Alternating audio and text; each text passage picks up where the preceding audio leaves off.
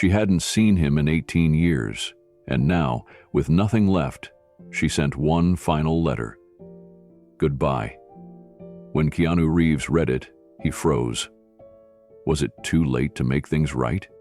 What happened next between the estranged siblings would break his heart and change both their lives forever. Before we continue this incredible story, let us know where you're watching from.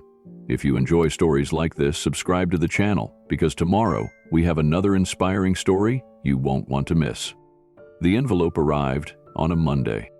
There was no reason for Keanu Reeves to expect anything unusual that morning. He had just returned from a morning walk with his dog, brewed a fresh cup of tea, and was catching up on an old book that had been sitting on his kitchen counter for months. It was the kind of morning he loved. Quiet, uneventful, peaceful. The mail had been slipped through the gate without a sound. He barely noticed it until he stepped outside to refill the bird feeder. Among the usual stack of circulars and charity postcards sat a single envelope, cream-colored, soft-edged from wear. It wasn't like the rest. He picked it up slowly. It felt heavier than it should. The handwriting on the front was soft, slanted, and painfully careful. His full name was written in blue ink: Keanu Charles Reeves. There was no return address, no postmark, no stamp. It had been hand-delivered. He held it in both hands for a long moment, puzzled. The paper looked old, as though it had traveled through time to reach him. There was a faint scent clinging to it, something like lavender and smoke. Familiar, faint, ghostly. He hesitated, then carried it back inside. He sat at the kitchen table, still in his hoodie and worn jeans, his fingers resting on the edge of the flap. A strange anxiety curled in his stomach. He opened countless letters in his life, scripts, contracts, fan mail, but something about this one made him feel 17 again, young, unsure. With a slow breath, he slid his thumb under the seal and opened it. Inside was a single sheet of paper, folded into thirds. The handwriting inside matched the envelope. It was feminine, deliberate, but trembled slightly. Whether from age, emotion, or illness, he couldn't tell. He unfolded it and read the words. Keanu, if you don't want to see me, I understand. I just wanted to say goodbye. Monica. The world around him went still. The words struck like a blunt object, not loud, not sharp, just heavy. Heavy enough to make him drop the letter onto the table and press his palm to his chest. Monica? His sister? His heart began to pound in his ears. It had been 18 years since they last spoke. 18 years of silence, distance, and moments that should have belonged to both of them, but didn't. He picked up the letter again with both hands and read it once more, slowly, as if the words might change. They didn't. If you don't want to see me, I understand. He swallowed hard. She wasn't asking for anything, not forgiveness, not money, not even a reply. She was saying goodbye. Why? He leaned back in the chair, still holding the paper. The tea beside him had gone cold. The clock on the wall ticked quietly, each second marking a deeper descent into memory. He remembered being 5 years old, crying behind their old apartment building after a neighbor's kid had taken his toy and pushed him down. Monica, older by 5 years and wiser by 100, had appeared like a storm. She dragged that kid by the collar and got Keanu's toy back. Then she sat with him on the curb and told him, "You don't let anyone treat you like you're small, because you're not." He remembered the time she patched up his scraped knee with a paper towel and duct tape because they had no real first aid. Or the way she used to hum while brushing his hair before school when their mom had gone missing for 3 days. Monica had been everything back then, his sister, his shield, his compass. And then, the silence. The last time they saw each other, the air between them was thick with anger. It had started small, an argument about money. Monica had needed help. Keanu had offered it. But something in the way she asked, something in her eyes, made him question where the help was really going. She had taken offense.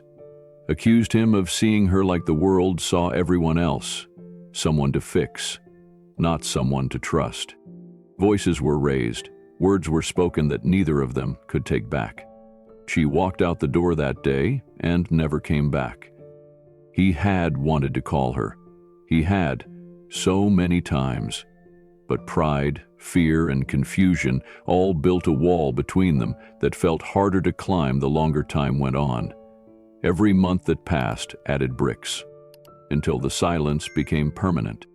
Until today. Keanu stared at the letter. Why now? Why after 18 years? And why goodbye? Was she sick? Was she dying? Was this the kind of letter someone sends when they've made peace with the end? The thought made him shiver. He looked again at the envelope. No address, no postmark, no clue. Whoever delivered it had done so quietly, with intention. He stood and paced the kitchen, unable to sit still. He thought of all the things she had missed. The roles, the losses, the private victories, the lonely nights, the pain of their mother's passing, how he sat through the funeral without his sister beside him. He had wondered if she even knew, and he thought of the things he had missed in her life. He didn't know if she'd been married, had children, battled illness, overcome hardship. For 18 years, Monica had existed only in memories and in the background noise of what-ifs. And now she was saying goodbye. A soft knock interrupted his thoughts. It was his assistant, bringing the day's paperwork and his script revisions. Keanu nodded silently and waved her off. She looked at him for a moment, hesitating, sensing something off, then left quietly. He returned to the table and stared at the letter once more. So little said, so much unsaid. It was amazing how 21 words could undo 2 decades of silence. He looked at the photo frame on the shelf near the window, an old black and white picture of the two of them at a county fair. Monica had cotton candy in one hand and her other arm wrapped around him. He was smiling too hard. She looked like the whole world belonged to her. He had never taken that photo down, even when they stopped speaking. He turned back to the letter, folded it carefully, placed it in a drawer beside his passport. He didn't know what came next, but he knew one thing with absolute clarity. He wasn't going to ignore it. Not this time. Not if there was even a chance she was still out there. Waiting. The past had knocked quietly at his door, and Keanu Reeves, for the first time in 18 years, was ready to answer. Keanu sat alone in the stillness of his living room, the letter resting on the coffee table like a fragile artifact from another life. Outside, the sun had begun its descent, painting the walls with fading amber light. Inside, everything was quiet. Too quiet. The kind of silence that presses down on you, demanding you to listen to things you've tried to forget. He stared at the letter. If you don't want to see me, I understand. I just wanted to say goodbye. Those words played on a loop in his mind, each time slicing deeper. He didn't know where Monica was. He didn't know what she looked like anymore. He didn't know if she was sick, alone, or scared. All he knew was that she'd written him after nearly 2 decades, and those words sounded final. Keanu leaned back on the couch, eyes closed. He hadn't planned to revisit the past today, but the letter had broken something open, and when memories returned, they didn't knock. They just walked in. He remembered Monica before all the silence. She had been everything to him, not just a big sister, but a second mother, a bodyguard, a compass. When their parents' lives spiraled, jobs lost, relationships messy, finances constantly on edge, it was Monica who held things together. She'd pack his lunch when there was barely any food in the house. She'd wait at the school gates when no one else did. She once used a bent wire hanger to fix his broken bike and told him, "You don't throw something away just because it's bent. You bend it back." She had always been like that, fierce, practical, loyal. They had survived a chaotic upbringing by clinging to each other. When things got rough, they'd build forts under blankets and pretend the world outside didn't exist. They shared secret handshakes, made up stories, sang songs about the neighbor's grumpy cat. Monica had an imagination that rivaled any screenwriter Keanu would later work with, but what he remembered most wasn't her creativity, it was her steadiness. She was unshakable, his safe place, until she wasn't. Fame had a strange way of shifting gravity. At first, Monica was proud of him. She'd come to his early-stage performances, bring flowers even when she could barely afford them. She cheered him on when he got his first small movie role, then his second. She helped him rehearse lines in the hallway of their apartment, stopping only when the neighbors complained about the noise. But slowly, something changed. After Keanu's breakout role, the world started pulling him in new directions. Award shows, travel, interviews. His life got faster, and his time with Monica became rare. At first, they kept in touch. Regular calls, holidays together, birthday gifts. But the gaps between those moments grew. Monica stopped picking up sometimes. When they did speak, her voice was different. Not angry, just distant. Hollow in places. Keanu tried to chalk it up to life. Everyone grows apart sometimes. But deep down, he knew. She was slipping away from him. The final fracture came, like most do, not with a dramatic explosion, but with a slow, painful crack. Monica had asked for help. Not for herself, she said, but for someone she cared about. A friend who'd lost a job and was on the verge of eviction.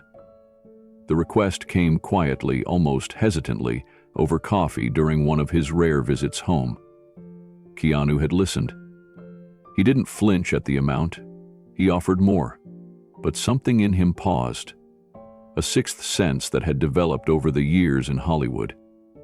He asked a question, then another and another, and just like that, the warmth between them vanished. "You don't believe me," she said, her voice sharp. "I'm just trying to understand," he replied. "No," she snapped, rising from her chair. "You think I'm lying. You think you know better than me now." "And say that. You didn't have to." He remembered how quickly the room turned cold. How she grabbed her coat and left without saying goodbye. He sat there for hours after she was gone, wondering how things had gone so wrong so fast. He tried calling later, twice. Left a message on her birthday that year. Silence. And then life did what it always does. It moved forward. Movie sets, charity events, private grief, personal reinvention. But even as he moved on, Monica was never far from his thoughts. She was in the back of his mind every time someone asked him about his family in interviews, every time he watched a sibling reunite in a film, every time he saw a woman walking alone down a street and, just for a second, thought it might be her. Now, the silence had cracked, and it came in the form of a goodbye. He stood and walked toward the bookshelf near the window. Nestled between an old journal and a framed photo of him on set was a small cedar box. He opened it gently. Inside were scraps of a forgotten life. A dried-up movie ticket from when they saw The Empire Strikes Back together. A yellowed Polaroid of Monica sitting on the hood of their first car. A battered navy blue Pontiac they shared in their 20s. A pressed flower from a park in Montreal where they once got lost during a family trip and ended up making sandwiches by a lake. Keanu let the memories wash over him. It was strange how grief for someone still alive could feel so much like mourning. He placed the Polaroid beside the letter. The girl in the picture smiled like she had no idea what was coming. No idea how years would slip away like water through fingers. He rubbed his temples, trying to focus. Was she sick? That was the question he couldn't shake. Monica's note didn't say much, but the tone, it wasn't casual.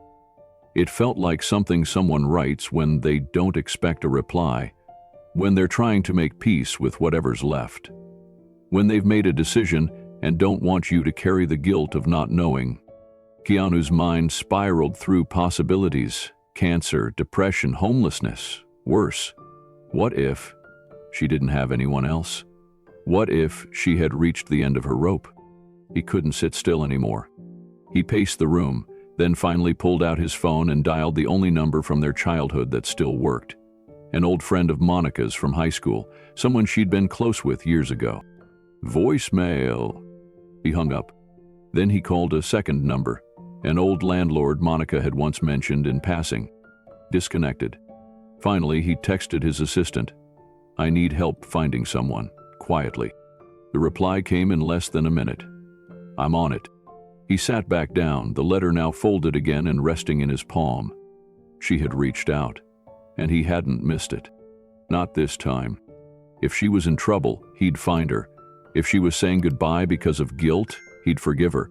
If she was sick, he'd hold her hand until the end. But he wouldn't stay silent anymore. He had waited 18 years. He wasn't waiting another day. Keanu didn't sleep that night. The letter sat on the bedside table, folded neatly beside his phone, untouched since he'd placed it there hours earlier. He had read it so many times, the words had memorized themselves into the inside of his chest. The simplicity of it was what haunted him most. No anger, no blame, just goodbye. By sunrise, he had already showered, dressed, and made a pot of coffee he barely drank. His dog paced restlessly at his side, sensing something had changed. Keanu stood at the kitchen counter and finally made the call. Elliot? I need to find someone. Elliot Harding had been his assistant for over a decade. Discreet, loyal, brilliant in the way all great assistants are, anticipating needs before they're spoken and solving problems without drama. Keanu trusted him with everything. Elliot's voice came quickly through the speaker. Who are we looking for? My sister, Keanu said. There was a pause. I didn't know you had a sister. Most people don't, Keanu replied softly. Her name's Monica. She sent me a letter. No return address, no contact info. I don't know where she is, but I need to find her. I'll get on it today. Keanu gave him what little information he had. Her full name, old addresses in Toronto and Vancouver, the name of her high school, the care facility she worked at nearly 2 decades ago. He didn't have much, but it was a start. Still, he knew this wouldn't be easy. Monica had always been careful about her privacy. Even before the falling out, she had lived off-grid in a way most people never could. She didn't like social media, thought it was invasive. She paid cash when she could, moved often. Keanu remembered once joking that if she ever wanted to disappear, she'd be a pro. At the time, it had made them both laugh. Now it felt prophetic.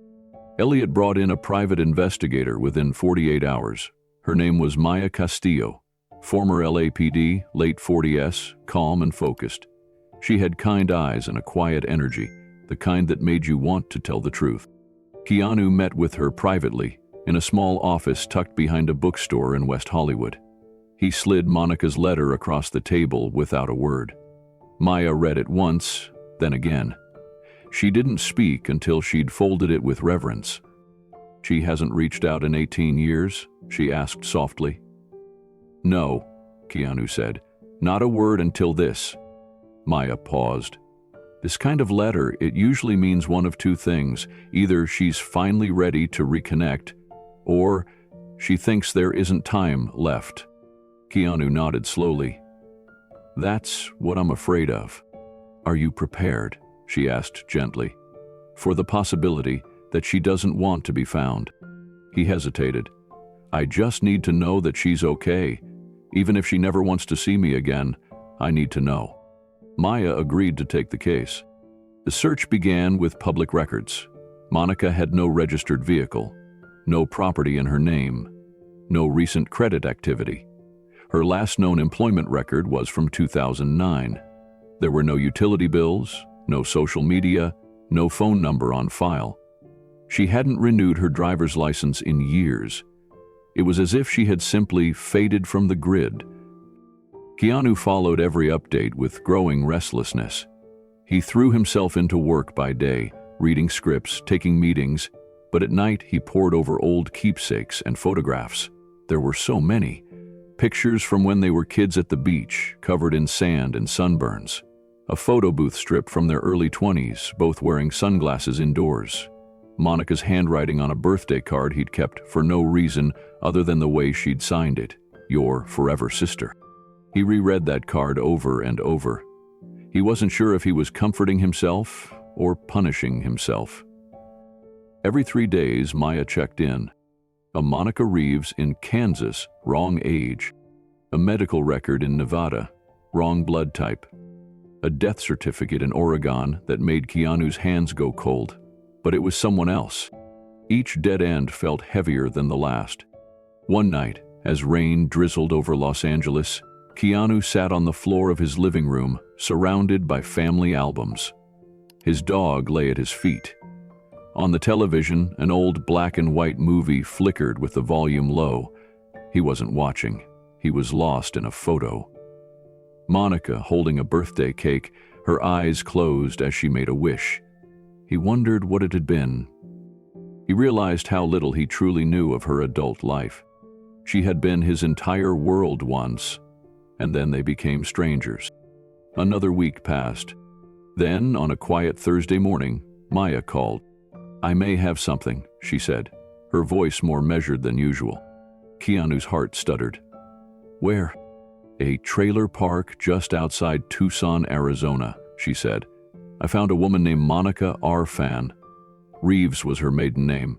She's been paying cash for rent since 2017. No social security filings, no social presence, no car. The park manager described her. Mid-50, uses an oxygen tank, keeps to herself." Keanu felt like the air had gone thin. "That's her," he whispered. "We're not certain yet." "No," Keanu interrupted. "It's her." He sat down slowly, hands trembling as he pressed the phone to his ear. "I'm going," he said. "I can fly out with you," Maya offered. "Coordinate with locals." "No," Keanu replied gently but firmly. "This is something I need to do alone." He didn't want to overwhelm Monica. He didn't want her to feel cornered or ashamed. He wanted her to see the same brother who used to carry her books home from school, not a movie star with security details and advisors. Elliot arranged everything within hours, under a pseudonym, as always. Keanu packed light, a small bag with clothes, a copy of Jane Eyre, Monica once loved, and the letter. He tucked it into the front pocket of his jacket like it was made of glass. He didn't tell anyone else. No friends, no interviews, no distractions. This wasn't for the world. This was for her. By the next morning, Keanu was cruising down the desert highway in a nondescript rental car, the dry Arizona sun warming the windshield. The radio was off. His thoughts were loud enough. The closer he got to Tucson, the more his heart twisted. He had no idea what he'd find. Monica could be angry. She could be frail. She could turn him away. Or maybe she could open the door and smile. Hope and dread wrestled quietly in his chest. At a gas station 30 minutes outside town, he stopped for coffee. The cashier glanced up, eyes narrowing slightly. Keanu nodded politely, but no one said anything. That was good. He wasn't Keanu Reeves today. He was just a brother chasing time. He pulled over once to double-check the map Maya had given him. The trailer park wasn't in the city center. It sat on the dusty edge of a quiet residential stretch, hidden behind a row of mesquite trees and a long faded fence. Maya had said it wasn't dangerous, just forgotten. A place where people went when they wanted to disappear. It was nearly noon when he turned onto the gravel road. His tires crunched over the sun-baked path. Rows of small, time-worn trailers lined each side. A few children played with a garden hose near one lot. A woman hung laundry in the heat. No one paid him much attention. Then he saw it. Lot 19. A single blue trailer, slightly rusted along the seams, with a white wind chime dangling from the porch rail. The porch itself was small, shaded by an awning. A potted plant sat beside the steps, wilting but still alive. Keanu pulled to a stop. His heart pounded. He stared at the door, unsure if he should knock, unsure if he should breathe. Then, without thinking, he stepped out of the car and walked toward the screen door. Keanu stood at the foot of Monica's porch for what felt like an eternity. The desert air hung dry and heavy. but his breath was shallow, unsure. His hand hovered near the screen door, then dropped. Not yet. He wasn't ready. Not like this. His heart was still racing from the drive, his thoughts tangled in every mile behind him. He stepped back into the rental car, back onto the road. He needed time to prepare. So Keanu did something no one had expected, not even himself. He drove away. Not to give up, but to remember. Instead of the short flight Elliot had arranged, Keanu doubled back west, returned to Los Angeles quietly, and rolled up the garage door of his private home. Inside sat a vehicle few people even knew he still owned, a beat-up 1976 Chevy van, dusty, rugged, fitted with a motorcycle rack and a cassette player that hadn't worked properly since the 90s. It was the vehicle he and Monica had once taken across the Canadian Rockies when he was 18, the kind of ride built not for speed, but for stories. He ran his hand along the side of the van, then opened the door. Inside, almost miraculously, was the old shoebox. He had forgotten he kept it here. Inside were a few road maps, some dried-up pens, a crumpled notepad, and a cassette labeled in red marker.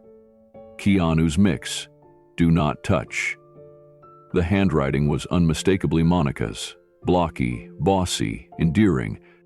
He held the tape for a long moment, then smiled softly. The next morning he packed the van himself, sleeping bag, change of clothes, water, the letter, and headed back toward Arizona. This time, it wasn't about finding her. It was about feeling her. The first few hours on the freeway felt surreal. Los Angeles melted behind him as the endless stretches of desert took over. Traffic thinned, skies widened, time loosened its grip. Keanu reached for the cassette. It clicked into place, hissed once, and then, through dusty speakers, the first notes of Peter Gabriel's In Your Eyes played. He chuckled. That had been their song during a particularly tough summer. She had played it constantly, claimed it could cure heartbreak, sunburn, and bad grades. Next came Tracy Chapman's Fast Car. He felt the wheel tighten under his hands. That song had played the day their parents told them they were divorcing. Keanu remembered how Monica had grabbed his hand, marched him down to the lake, and skipped rocks until it got dark. "We're still a family," she said, "just smaller now." Every song that followed carried weight, snapshots of their life, stitched together in lyrics and melody. The Pretenders, Bob Dylan, Fleetwood Mac, and, of course, one weird recording of them singing Bohemian Rhapsody off-key with wooden spoons as microphones. Monica's laughter rang out mid-song. Real, unrestrained. Keanu let it play. He didn't skip a single track. The road unwound before him, like memory incarnate. Each exit past reminded him of something. A gas station they once camped behind, a motel where the lights never worked, a diner in Needles where Monica had convinced a waitress to give them free pie because it was his birthday, when it wasn't. He drove in silence, save for the music. His thoughts were a swirl of questions. What had she been doing all these years? Had she found peace? Was she angry at him? Did she hate him? Or worse, had she stopped caring? He imagined her at different ages, laughing at 30, maybe working a small job in some sleepy town, maybe teaching, maybe drawing again, or maybe struggling, alone, health failing, afraid. The uncertainty clawed at him. He pulled over once at a scenic overlook. The sun was dipping behind the red rock cliffs, staining the sky with blood-orange light. He stepped out, arms crossed, as wind swept over the ledge. "I'm sorry," he whispered aloud, to the sky, to no one, to her. "I should have called." He stayed there a long time. When the stars began to prick the sky, he climbed back into the van and kept driving. He slept in the back seat that night, curled beneath an old flannel blanket, the cassette still rewound to the beginning. In his dreams, Monica appeared as she had when he was a boy, taller than the world, braver than any hero, her hand always reaching for his. He woke up just after dawn, The desert was still, golden. He drove in silence that morning, the cassette quiet now. He needed to hear the wind, the hum of the tires, the world breathing around him. As the miles passed, he remembered other things. Monica teaching him to ride a bike by pushing him down a gravel alleyway while yelling, "Don't you dare fall!" He fell anyway. She ran, picked him up, wiped his knees, and made him try again. The time she stood between him and two older boys who tried to pick a fight after school. She didn't flinch. She never did. He remembered how she used to draw comic strips of their lives, silly, exaggerated versions of their childhood. In her world, he was always the shy hero with a heart of gold. She, the fearless sidekick with a ponytail and a baseball bat. He still had a few of those drawings somewhere, rolled up in a drawer he hadn't opened in years. The memories came in waves, not just the good, but the hard ones too. The night she found out their mom had left again. The fight before the funeral. The moment she walked away and never looked back. But through all of it, one thing never wavered. She had loved him, even when she was silent, even when she was gone. That love was never absent. And now, all he could do was hope she hadn't given up on him. By mid-afternoon, the signs for Tucson appeared. He stopped once more at a dusty roadside cafe, ordered coffee and toast. He didn't eat much of it. His hands shook slightly as he stared at the faded blue sky. He was so close. He walked out of the cafe, stood by the van, and looked down the road. There was a knot in his stomach now, a fear he hadn't expected. What if she didn't recognize him? What if she didn't want to? He reached into his coat pocket and pulled out the letter again. The ink had smudged at the fold. "If you don't want to see me, I understand. I just wanted to say goodbye." He stared at it, then folded it carefully and returned it to its place. No, he wouldn't let it end like that. He started the van again. The road narrowed as he entered the outskirts of the city. Cacti lined the edges, and the sky hung wide and blue above the sun-worn buildings. He passed a strip of mobile homes, a mural of a desert fox painted across one wall, and finally turned down a quiet, cracked road marked only by a bent metal sign, Sunridge Estates. The GPS buzzed softly. One more turn. Lot 19. The trailer sat still in the heat. A breeze nudged the porch chimes gently. The plant by the steps was dying, but not dead. He pulled up slowly, turned off the engine. For a moment, he couldn't move. The cassette ticked softly, then clicked to a stop. He reached for the door handle, then stepped outside. No script, no cameras, no second takes. Just a man, and a letter, and the hope that a sister might still open the door. Keanu stood beside the van, staring at the faded trailer in front of him. The Arizona sun was beginning its descent, casting long orange shadows across the gravel lot. His feet crunched softly on the dry path as he stepped toward the porch. His breath came slow, deliberate. The wind chime above the screen door tinkled softly in the breeze, its thin metal tubes clicking like distant memories. 3 wooden steps led to the entrance. He climbed them one by one, each groaning faintly under his weight. At the top, he hesitated. The door in front of him was weathered, paint peeling, mesh torn slightly near the bottom. It felt both fragile and final. He raised his hand, knocked. Once, twice, then a third time, softer than the rest.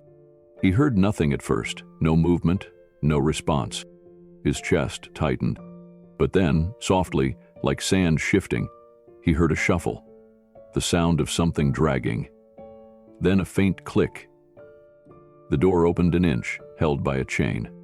2 eyes appeared behind the gap, wary, tired, but unmistakably familiar. "Keanu?" Her voice cracked like a leaf. Keanu swallowed hard, tears already stinging his eyes. "Hey, sis," he said quietly. "I got your letter." Silence. Then the chain slowly slid free. The door creaked open. And there she was. Monica Reeves, older, thinner.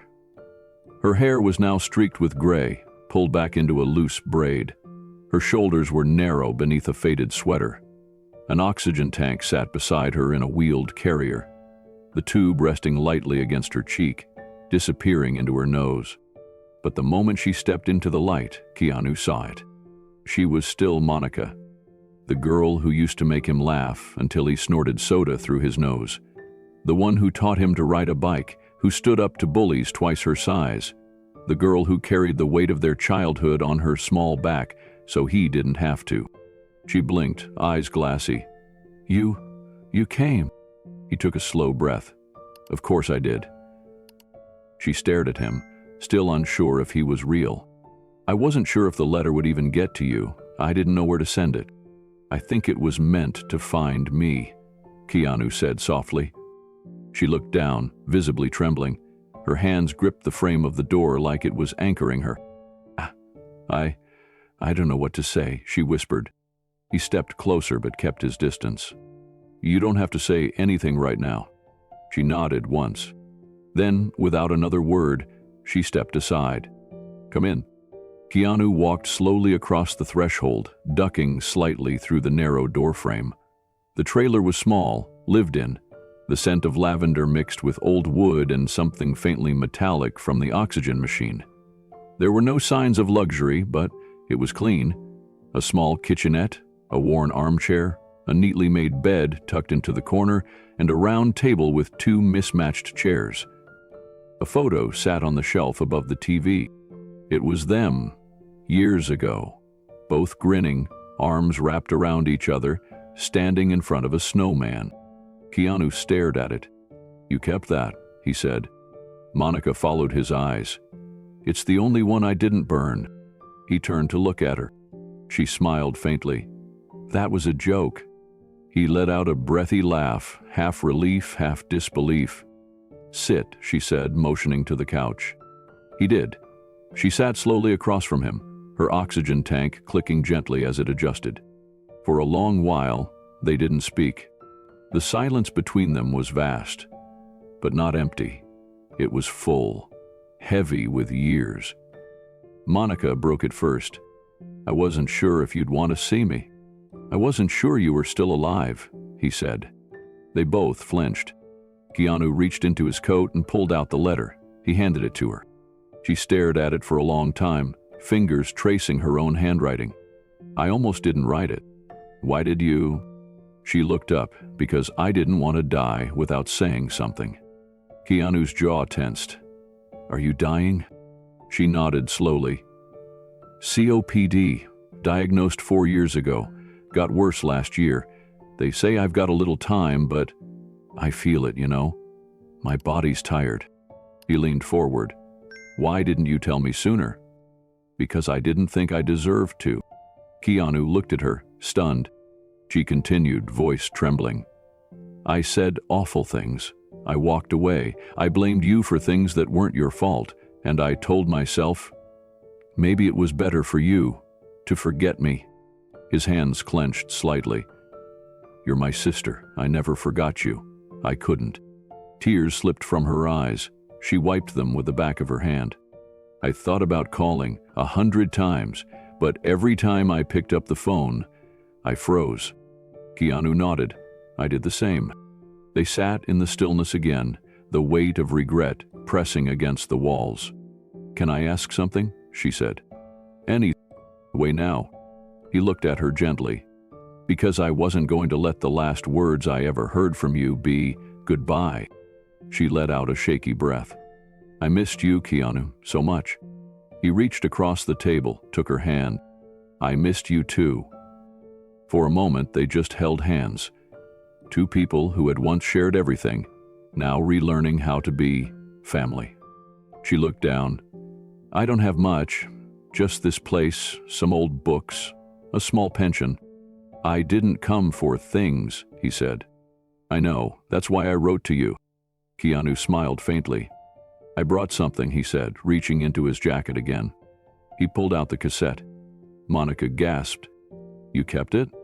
"Of course," he said, "and I listened to every song on the drive here." Her laugh was small, surprised. You didn't skip the one where I screamed into the mic?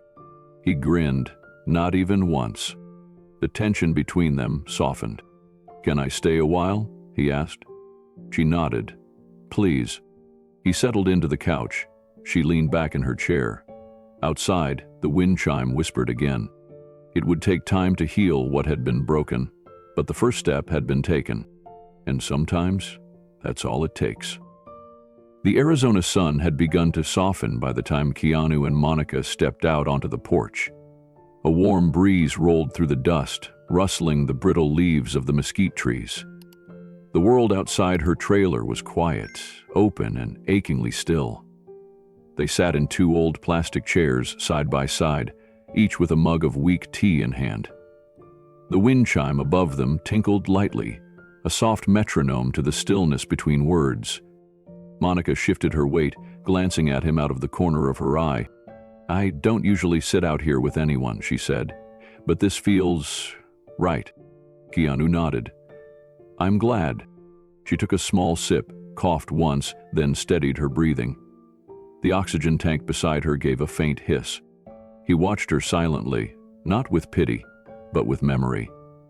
Every small movement was layered with who she had once been, and who she still was beneath the worn cardigan, the thinner frame, the gravity of time. You know, she said softly, I kept wondering if I made the biggest mistake of my life by walking away, but then I'd tell myself you were better off without me. Keanu turned slightly toward her. Why would you think that? Because I wasn't the girl who used to make you laugh anymore, she said, eyes locked on the far-off horizon. I was angry, at everything, at how life turned out, at you, at myself. I didn't know how to be your sister and carry all that shame. You never stopped being my sister, he said. I stopped acting like one. He opened his mouth to respond, but let her continue. Her voice was thin but steady now, like she had been waiting years to speak it all into the air. I watched from a distance, she said. Saw you grow. Saw you carry so much. And I kept thinking, he doesn't need me. He's built something good. And I had nothing but this old place, and some guilt. Keanu looked out into the desert. You had my heart.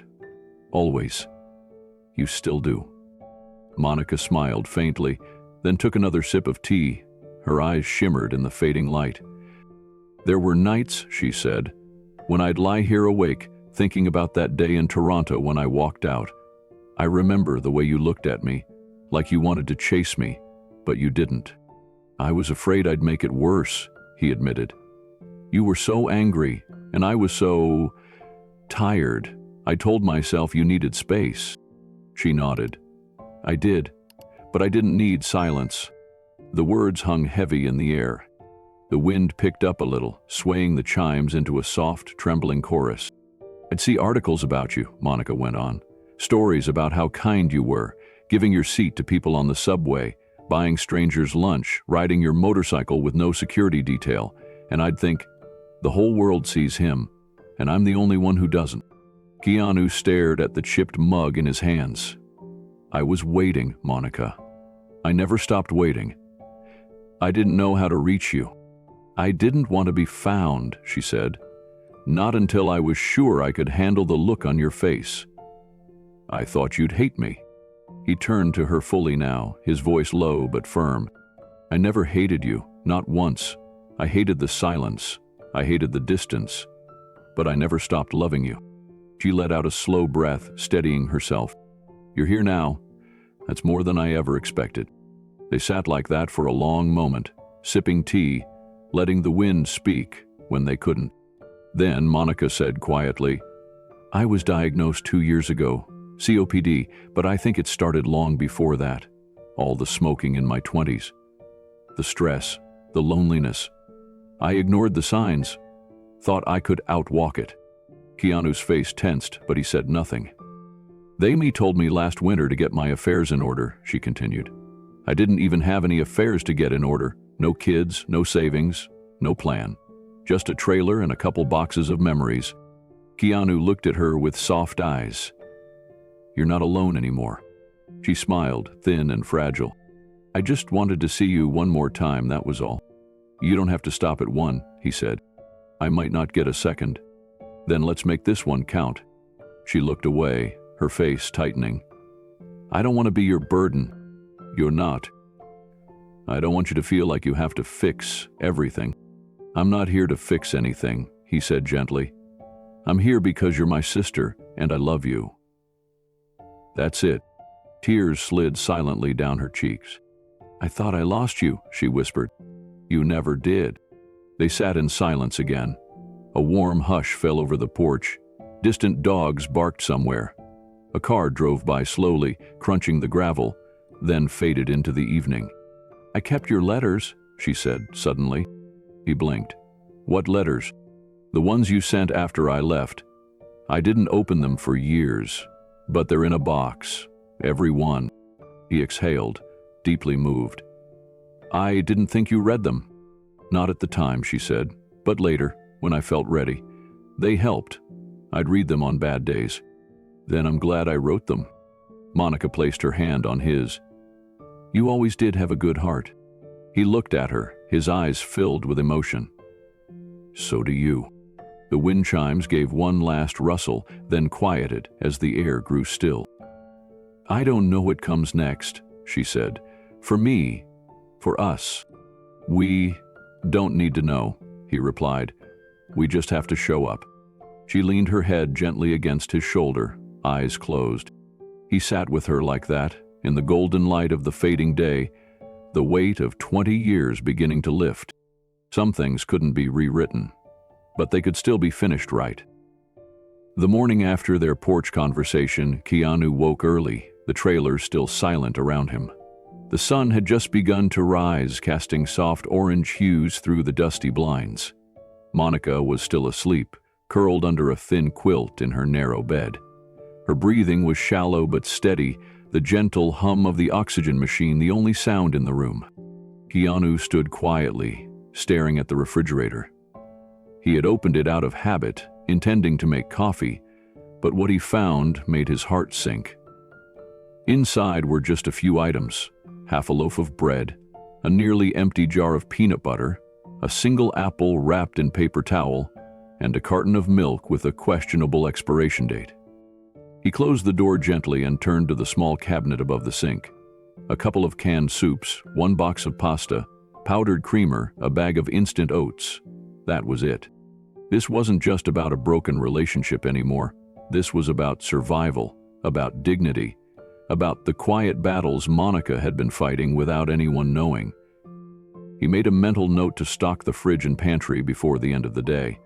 But first, he needed to convince her to see a doctor.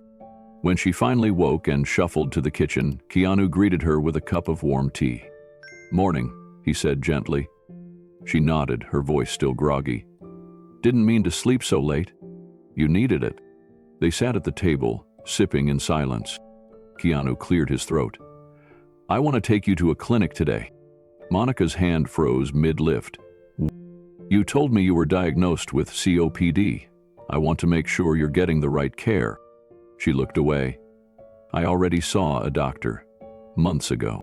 And said I needed long-term treatment, inhalers, monitors, tests, maybe even oxygen therapy in a facility.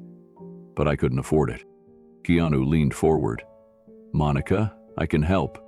"No," she said, too quickly. "You've done enough just by being here. You're not doing this alone anymore." "I don't want charity," she whispered. "This isn't charity," he said. "It's love.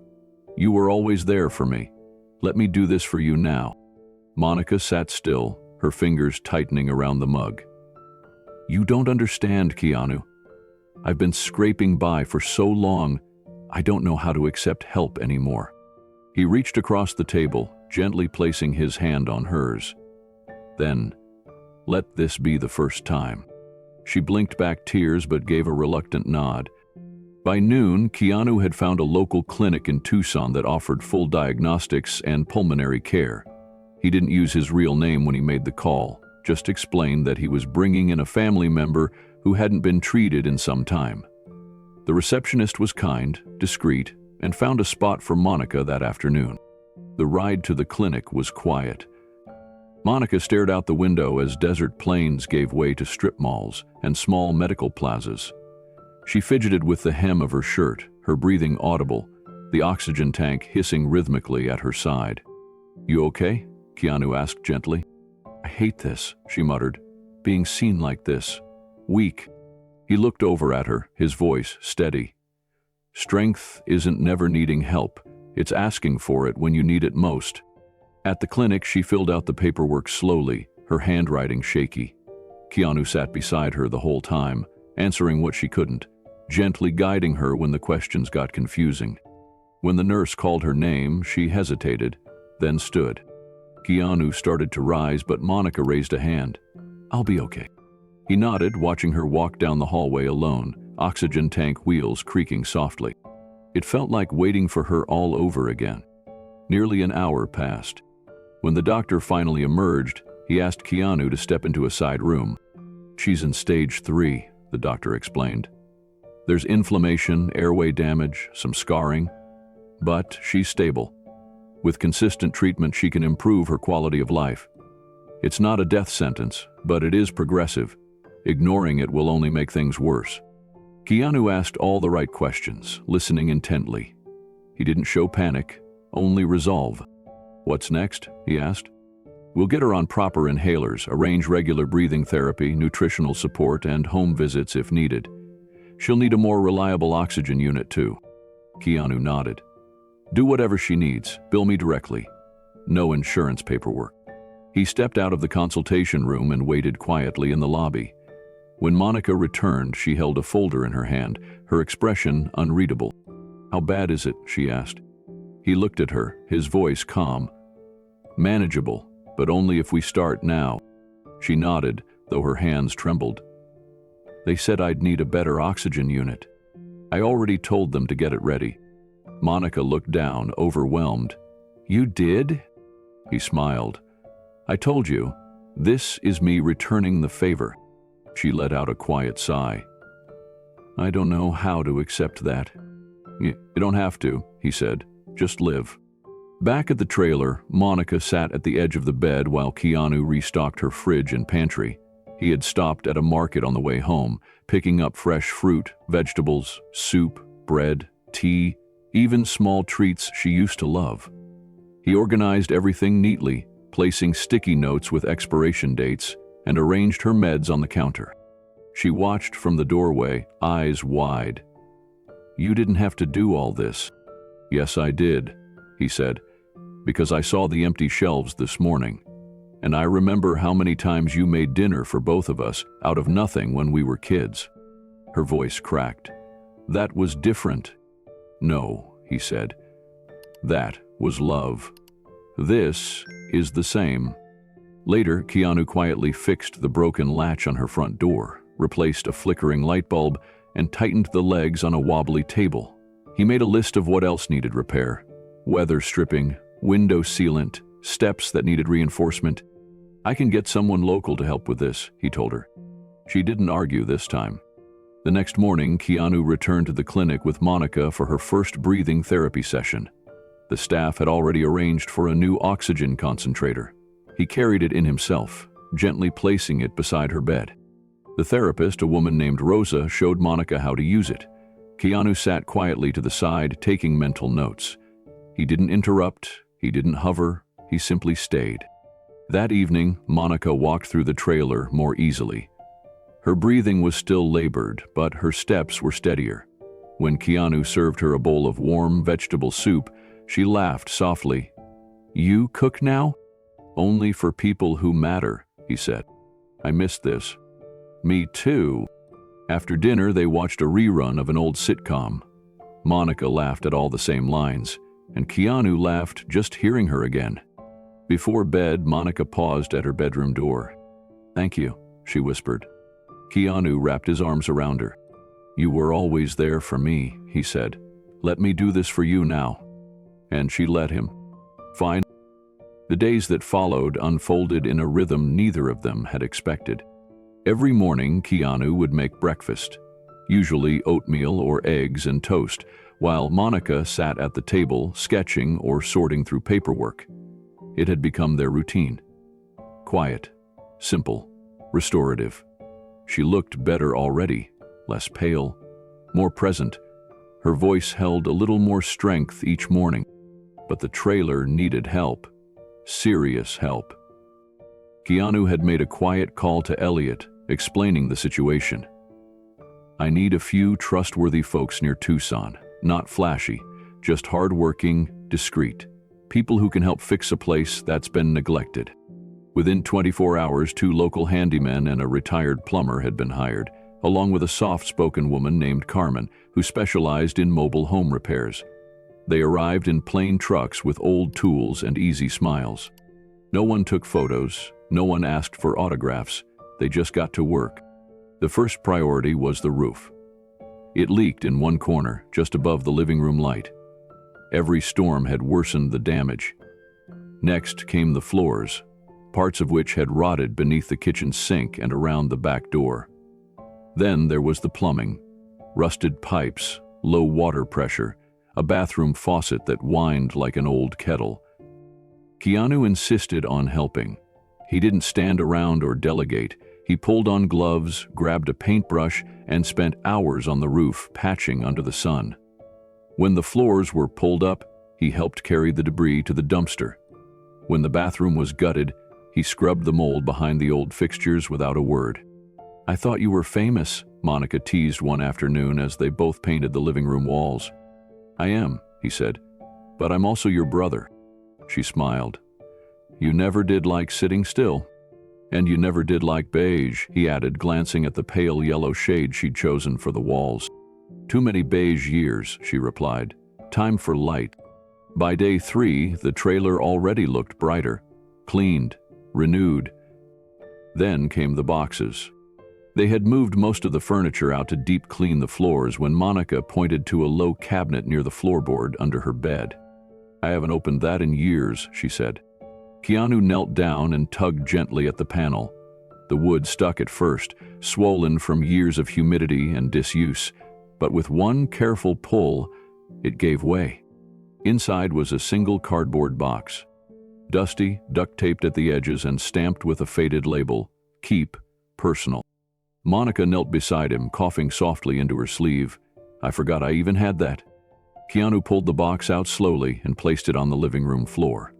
They both sat cross-legged like kids, the afternoon sun pouring in through the window, illuminating motes of dust in the air. He opened the box. Inside were envelopes, rubber-banded stacks of letters, a few small sketchbooks, and several photographs, some loose, some bundled. Monica reached in first, lifting a letter near the top. Her lips trembled as she read the front.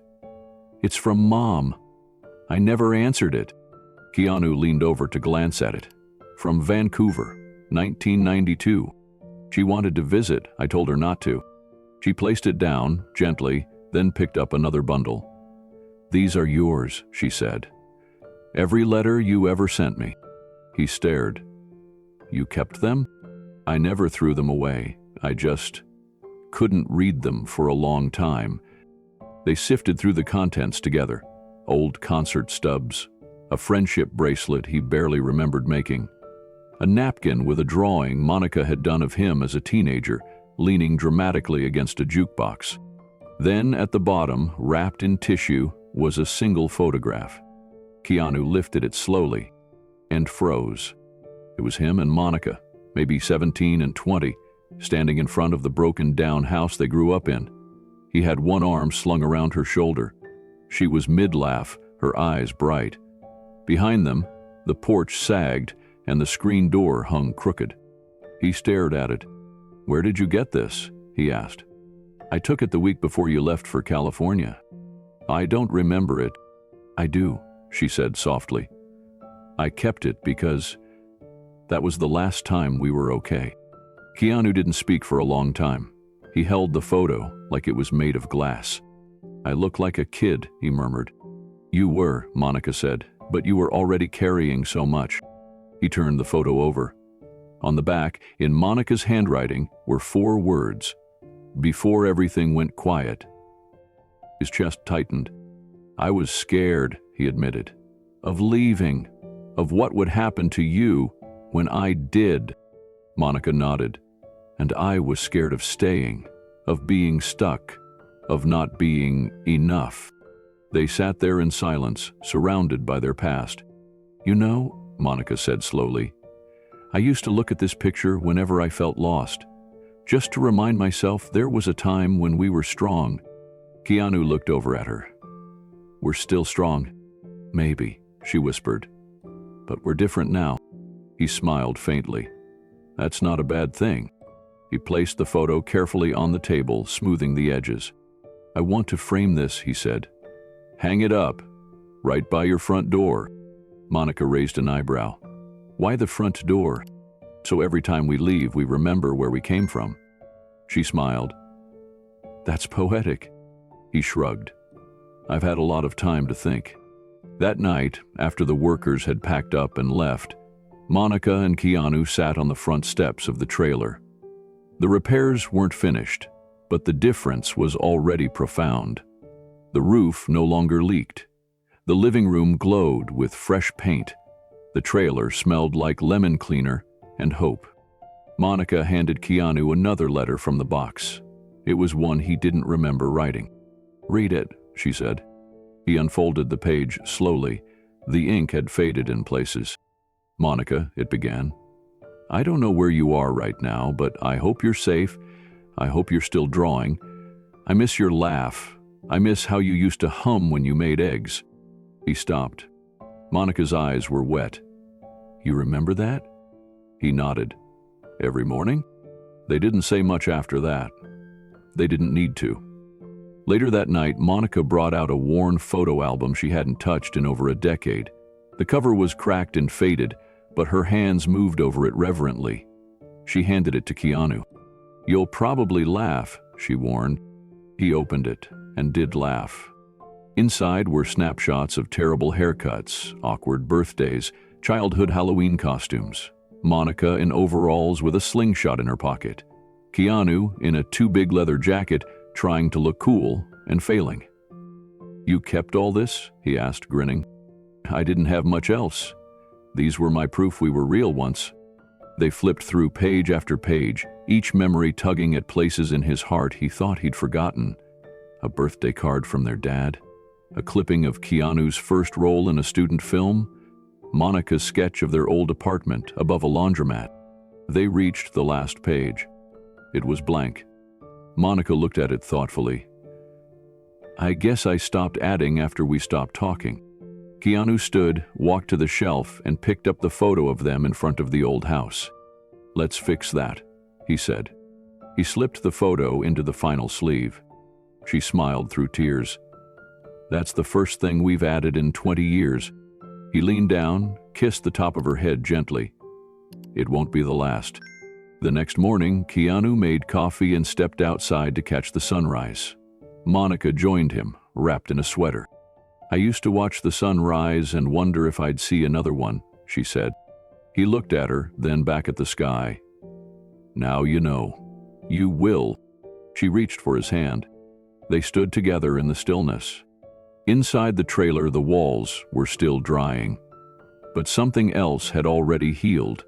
A chapter reopened, a memory restored, and the space between them, once silent, now felt full again.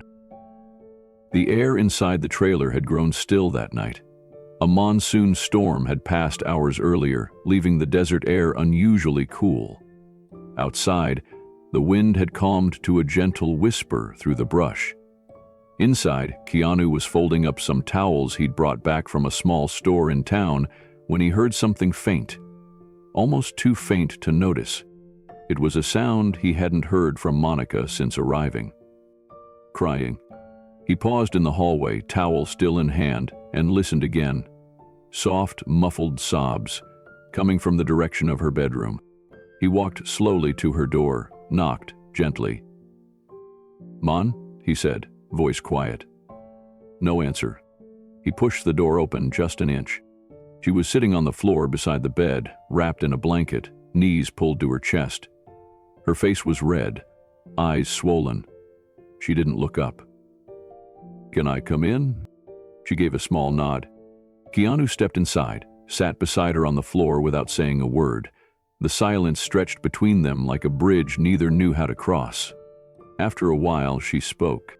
"I've been holding something in," she said, "for years, and I thought I could carry it to the end without saying it, but seeing you here, I can't." Keanu waited. No pressure, no prompting, just presence. Monica looked down at her trembling hands. "After our fallout, after I walked away, things got worse." Keanu nodded, listening. "I was angry at first, then I was numb, and then I was lost." She took a breath, steadying herself. "I got involved with someone who drank, and then I drank too. At first it was just to sleep, then to forget, then because I couldn't stop." Keanu's heart clenched, but he stayed quiet. "I lost my job, wrecked my car, ended up in a motel room for weeks. That's when the pills started, prescription stuff. Didn't even feel dangerous at the time, but it was." Her voice cracked. "I overdosed once. Woke up in a hospital I don't even remember getting to." Keanu looked over, his jaw tight but his eyes soft. "I had no idea," he said quietly. "I know," she whispered. "That was the point. I didn't want you to know. I didn't want anyone to know. I was ashamed. Deep down I told myself that if you saw what I became, you'd never forgive me."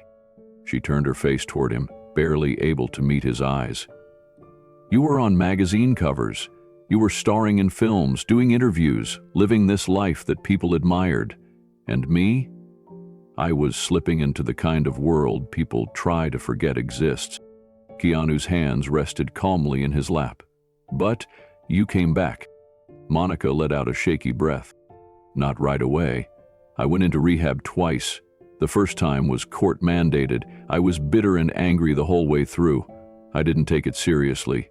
Relapsed 3 months later. The second time, though, I went because I wanted to." "What changed?" "I saw a kid, just this little boy, maybe 5, waiting outside the rehab center for his mom. And I realized that if I didn't turn my life around, I was going to become the kind of person who left kids waiting forever." Keanu nodded slowly, his throat tight. She continued. "I worked as a cleaner for a church after that, slept in a cot in the back for nearly 6 months. But I stayed sober, one day at a time. Eventually, I got enough together to rent this trailer, got a part-time job helping seniors with errands and groceries." Keanu listened intently, no judgment in his eyes. "I kept telling myself," Monica said, "that if I could just get to a place where I wasn't a burden, maybe I'd write you. Maybe I'd let you know I was still alive." "And then you did," Keanu said. She looked at him, tears still falling. "It wasn't because I was proud. It was because I thought I was dying." Keanu took a breath, then reached over and gently took her hand. "You don't have to earn the right to be loved, Monica," he said. "You just are." She looked down, her shoulders shaking. "I ruined so much," she whispered.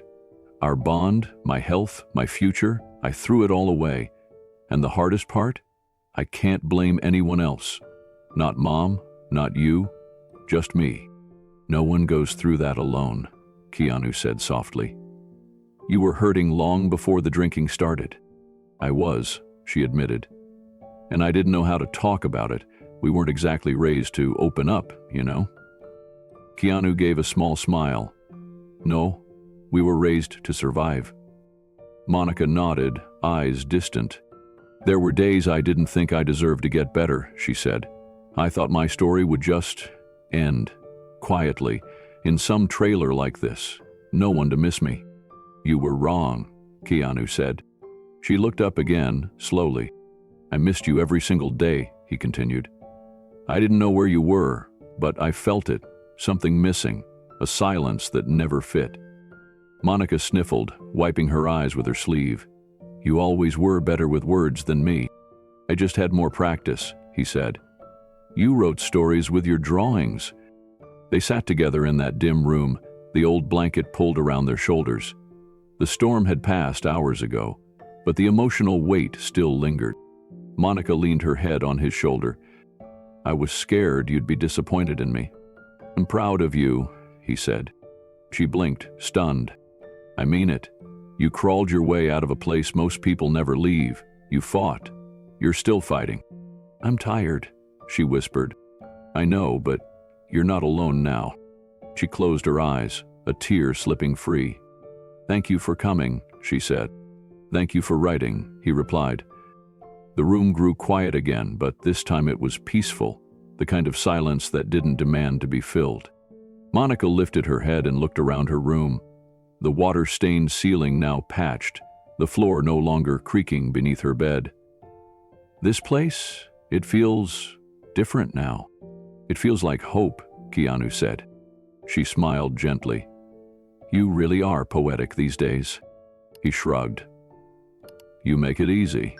There was a long pause before Monica said, Do you remember that one night when Dad left and we sat in the hallway with flashlights? You were so scared and I made shadow puppets to make you laugh? He nodded. You made a giraffe out of your hand.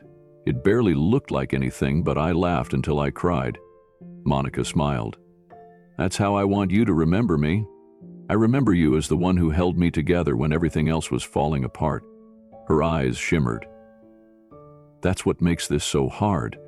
I became someone I didn't recognize. You found your way back, Keanu said. That's what matters.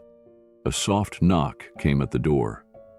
Carmen, dropping off a supply delivery. Monica wiped her face, composed herself. Keanu walked her to the door, accepted the boxes, thanked Carmen, then came back. When he returned, Monica had placed one of her old sketchbooks on the bed. I drew every day during recovery, she said, even when I didn't want to, especially then. He flipped through it slowly. Portraits of people she had met in shelters, abstract swirls of darkness turning into light, a small figure in a field, reaching toward a rising sun. These are incredible, he whispered. They saved me, she said. He closed the sketchbook gently and placed it on her nightstand. So did you, she added, softly. Keanu sat beside her again. We saved each other. Outside, the clouds began to part, revealing a silver moon. Before they turned in for the night, Monica reached for Keanu's hand once more. There's still a lot I haven't told you, she said. We've got time, he replied. She gave him a tired smile. Then maybe tomorrow I'll show you the letters I wrote but never sent. I'd like that. They stayed like that for a few more minutes, just holding on, not to what was lost, but to what had been reclaimed. Later, when the lights were out and the trailer had gone still, Keanu sat at the kitchen table, staring at the photo they'd framed earlier. The two of them, young and whole, standing in front of the broken house that, somehow, never broke them. He whispered into the quiet, You're still my sister. You're still brave. In the next room, Monica slept peacefully. And for the first time in a long time, neither of them was alone. Outside, the wind picked up again, brushing softly against the windows. It carried no storm this time, only stillness. A new kind of peace, the kind that comes after truth is finally spoken. The morning light had barely warmed the sky when Keanu knocked gently on Monica's door. Mon, he called softly, you up for a drive? There was a rustle of blankets, a muffled yawn, and then a groggy, Where? He smiled to himself. Someplace we haven't been in a long time. Monica emerged a few minutes later, bundled in a sweater, her oxygen tank tucked in its wheeled carrier. She looked thinner than ever, but her eyes held a spark of curiosity he hadn't seen in years. Keanu had already packed a thermos of tea, 2 sandwiches, and a faded blanket they'd used the week before to sit outside in the evening. He helped her into the passenger seat of his vintage black van, easing her gently onto the cushion and adjusting the seatbelt with care. The van started with a gentle rumble, and soon they were cruising out of town, the desert road stretching ahead like a ribbon laid across the earth. They didn't speak for the first hour. The windows were rolled down, warm air rushing in, brushing against their faces like an old friend. A cassette played softly, one of Monica's old mixes, filled with 70s folk and quiet harmonies. Each note seemed to carry a memory, unspoken but understood. Monica stared out the window, the desert unfolding in soft golden hues. "I forgot how beautiful this place is," she murmured. Keanu glanced over. "It's quiet out here." "Too quiet for most people," she said, then added, "but not for us." Another 20 minutes passed before the road turned off onto a narrow dirt path that led up through a stretch of low hills. Monica's brow furrowed as they climbed. "Wait," she said slowly. "Is this—" "You'll see," he replied. The tires crunched over loose gravel, kicking up dust that swirled in the rearview mirror. Around a bend, the van crested the final ridge. And there it was. A wide, flat clearing overlooking miles of open desert. In the distance, jagged mountains rose against the pale sky. Cactus dotted the land below, and a single mesquite tree stood near the edge of the bluff, swaying in the soft breeze. Monica's breath caught in her throat. "This is where we used to camp," she said. Keanu nodded, parking the van and turning off the engine. "I found it last week while driving around. It took me an hour to be sure." She opened the door slowly, stepping out with care. The wind tugged gently at her sweater. The oxygen tank hissed beside her with every breath. He spread the blanket beneath the mesquite tree and helped her settle down gently. She lay back, eyes wide, taking in the endless stretch of land before them. "I thought I dreamed this place," she whispered. "After everything went wrong, I thought maybe we never really came here." Keanu handed her the thermos and a cup. "You used to chase jackrabbits through those bushes," he said, "until you twisted your ankle and swore never to trust desert rabbits again." Monica laughed, the sound raspy but real.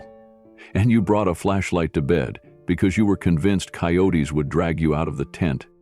"They sounded closer than they were," he defended. "They always do." They sipped tea quietly, the warm liquid offering comfort against the breeze. Monica leaned into Keanu's side, resting her head gently on his shoulder. Her breathing had slowed, but not from distress, just calm. "I forgot how quiet the world can be," she said.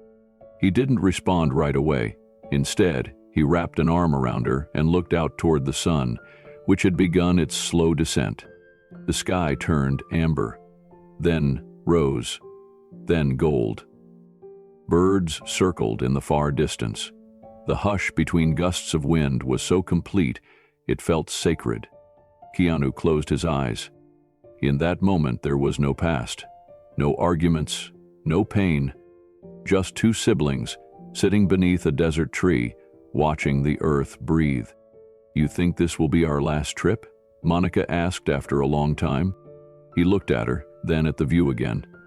"I think it's our first one back."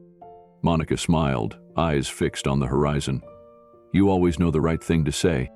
"I've had years to practice," he said. "But I meant it. This isn't about endings." She pulled her knees up beneath the blanket, nestling closer into his side. "Do you remember when Dad brought that old radio here and couldn't get a signal? I remember him standing on top of the van with a coat hanger, swearing he could fix it. And he fell." Keanu chuckled, flat on his back. "We laughed for 20 minutes. Monica's smile faded slowly, her eyes turning glassy. "I wish we'd had more moments like that." "We did," he said. "They just got buried under the hard ones." They watched the sun dip lower, spilling fire across the landscape. Shadows stretched longer. Everything looked softer in that light, like time had slowed just for them. "I used to imagine you'd come back here," Monica said, "before things got bad, before the pills. I used to tell myself he'll find this place again, and he'll remember." Keanu looked at her. "I didn't forget. I just didn't know how to get back." She nodded. "It took both of us." He reached over and adjusted the blanket around her shoulders. She was thinner than she'd ever been, her skin pale beneath the amber sky. But her eyes, those were the same ones that used to shield him from bullies, read to him by flashlight, and promise him everything would be okay. "I'm glad you wrote," he said. "I almost didn't," she admitted. "I wrote a dozen drafts and tore them all up. The one I sent was the shortest version of the truth I could handle. It was enough." She exhaled deeply. You know, for the longest time, I thought my life was over. But this feels like something I never expected. Like a second breath. Keanu rested his chin on top of her head. Then let's make it count. They stayed that way as the last light drained from the sky. Keanu unpacked the sandwiches he'd brought, simple, just turkey and cheese, and they ate without much talking. Monica took slow bites, pausing often, but she finished half of hers before laying back again, her eyes more contemplative than tired. "Do you think Mom would have liked to see us like this?" she asked. "I think she's seeing us now," Keanu replied. They watched a shooting star streak silently across the sky.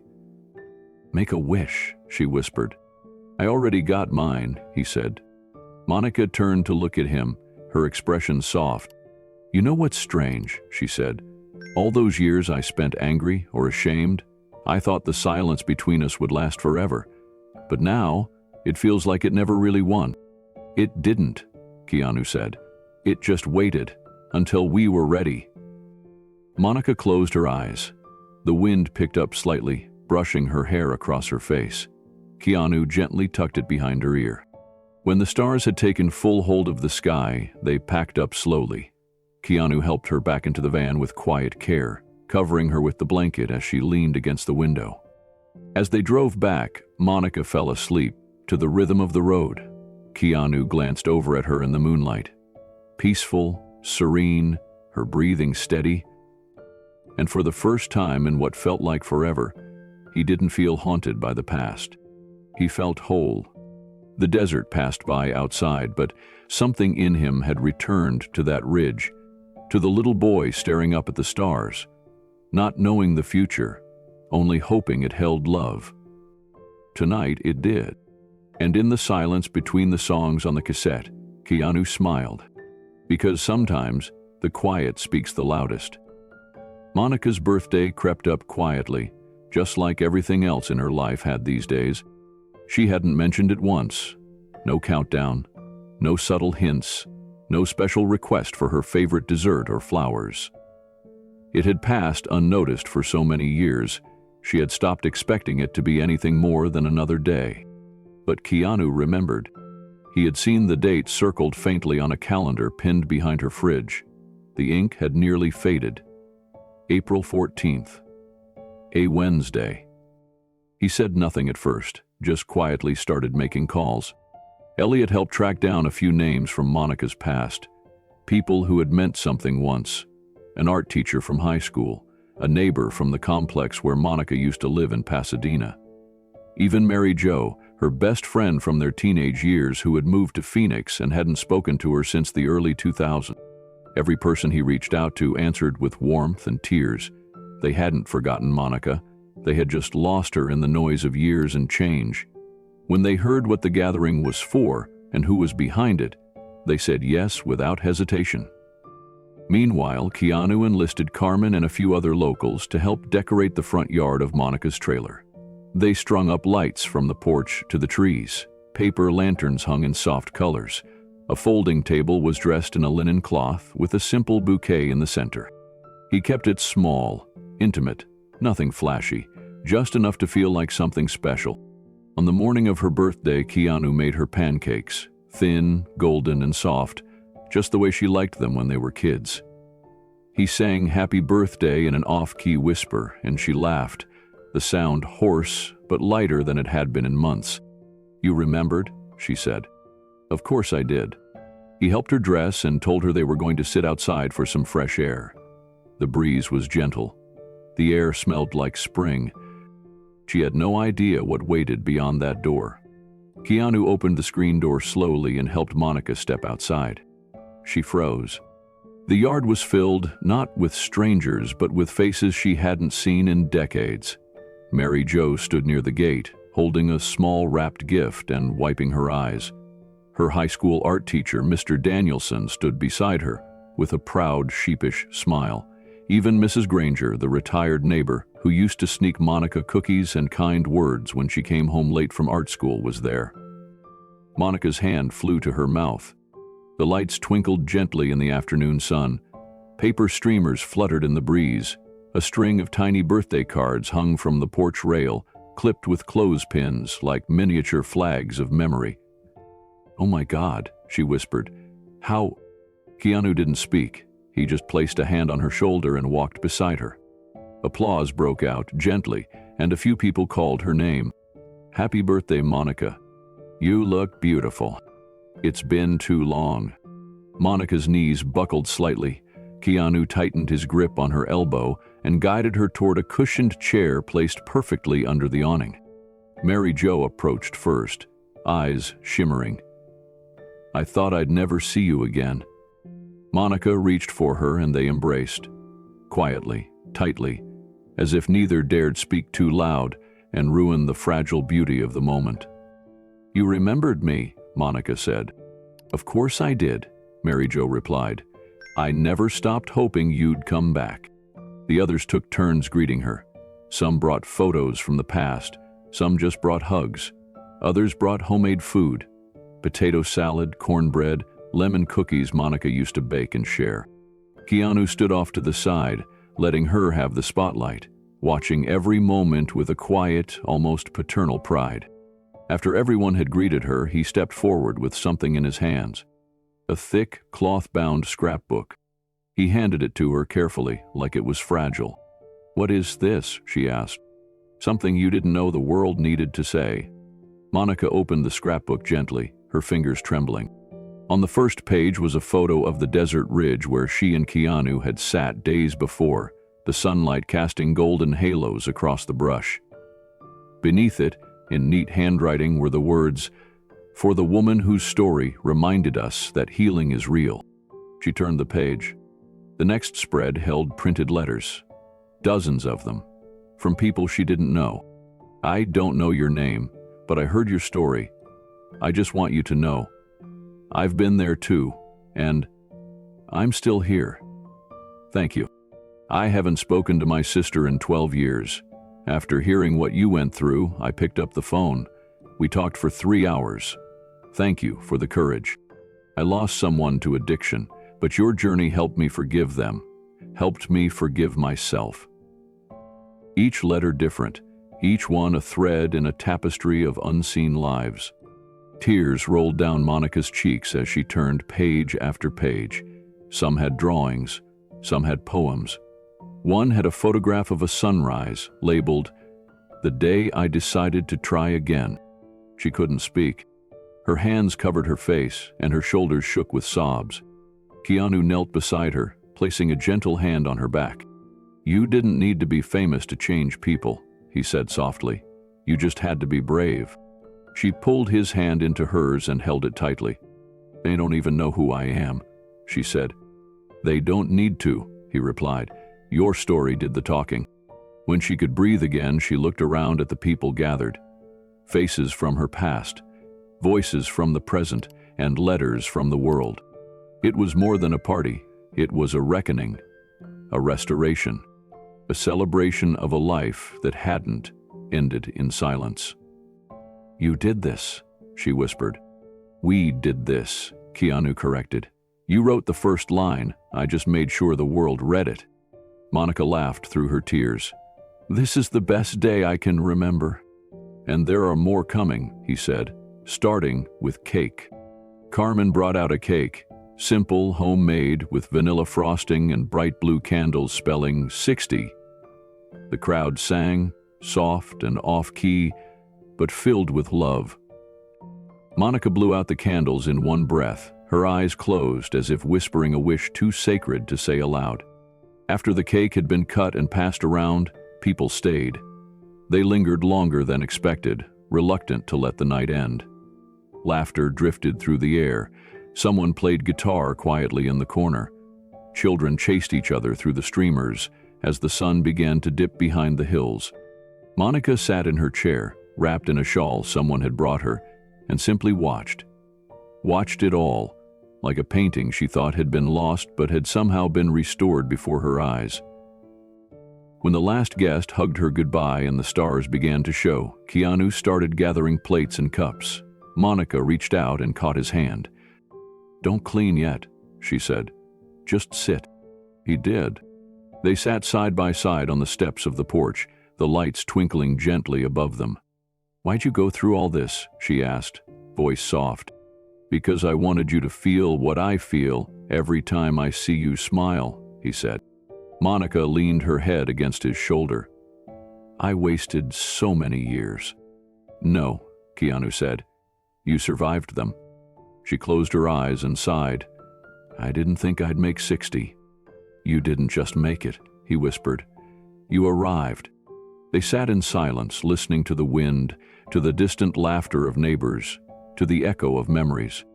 And as the stars continued to bloom above them, Monica whispered, "I'm glad I lived long enough to be found." Keanu squeezed her hand. "You were never lost," he said. Before they turned in for the night, Keanu placed the scrapbook gently on the table inside, beside Monica's sketchbook and the photo of them as teens. He straightened the edge of the cloth beneath it and lit the small candle next to the frame. As he turned to leave the room, he looked back once more. The scrapbook, the letters, the memories, they weren't decorations. They were living proof that no one is ever too far gone, that grace can arrive even when we've forgotten how to ask for it. And on Monica's 60th birthday, grace had arrived, wrapped in paper lanterns, cake frosting, old friendships, and one brother's quiet devotion. Outside, a single lantern swayed in the breeze, its soft glow carrying a silent message. She was loved.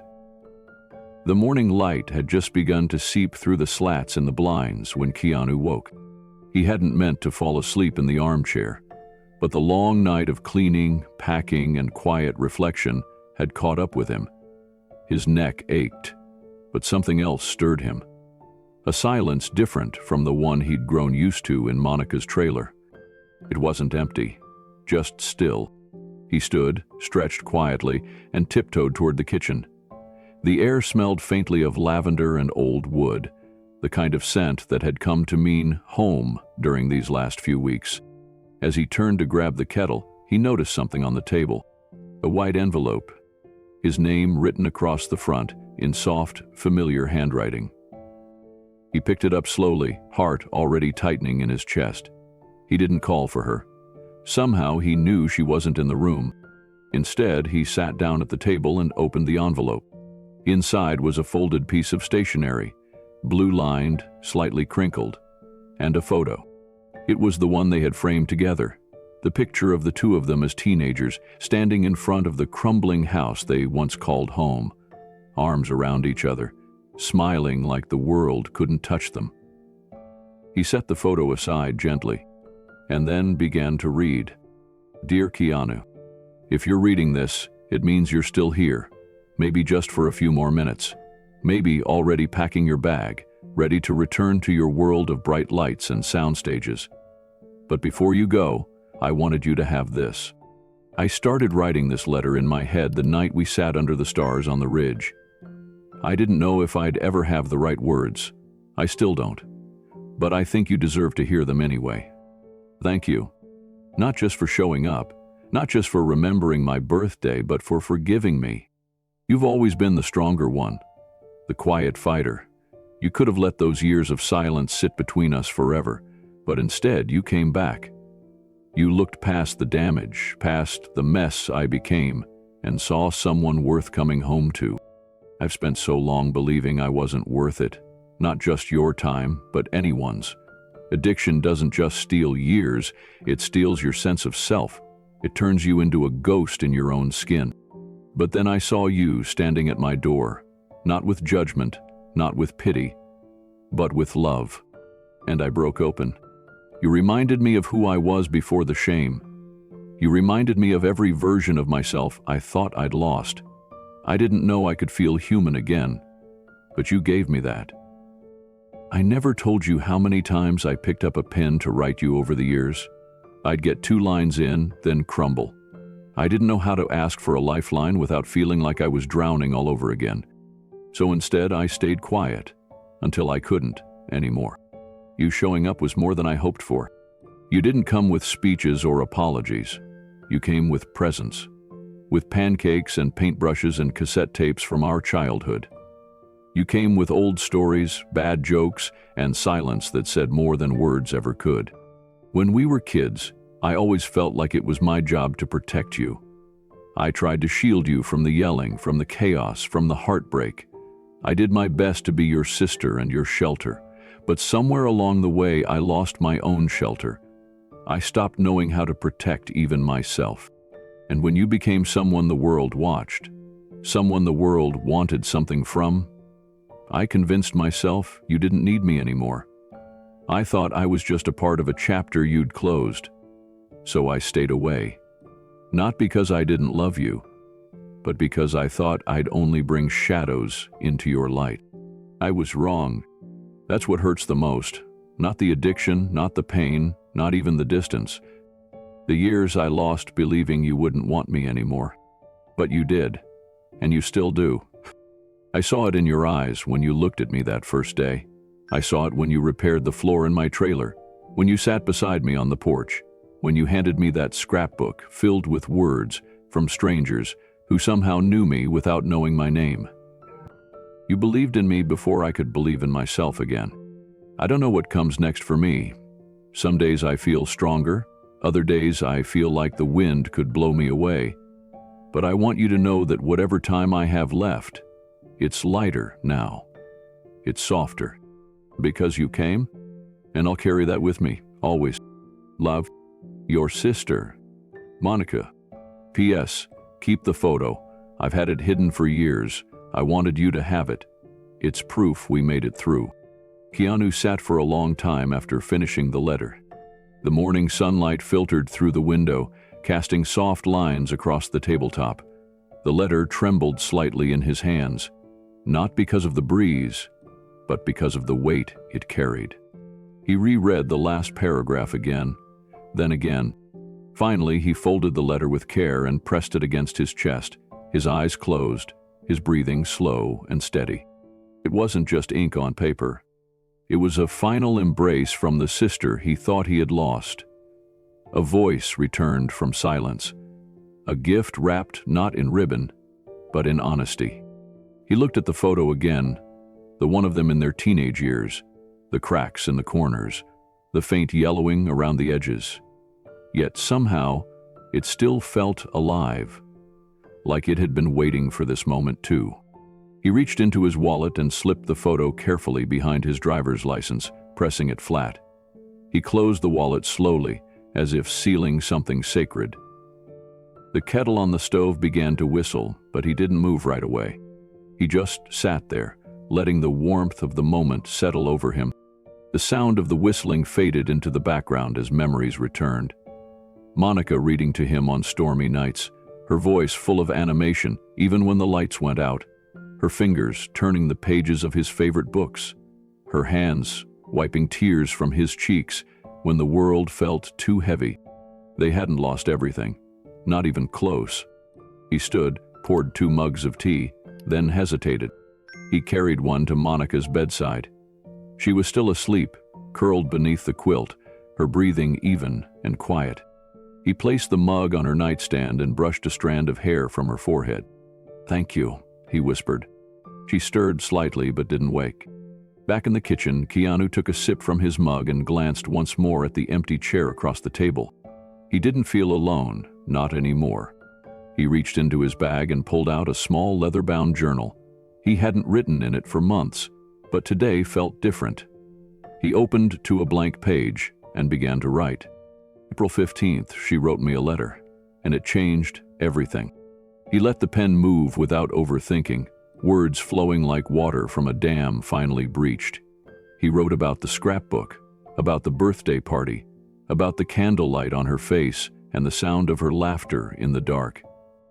He wrote about forgiveness, how it never came loudly, but always arrived with presence. And he wrote about Monica. Not just the version of her struggling to breathe, but the version who carried him on her back when he scraped his knees. The version who sang along to bad cassette tapes. The version who never stopped being his sister, even when the world tried to convince her she didn't matter.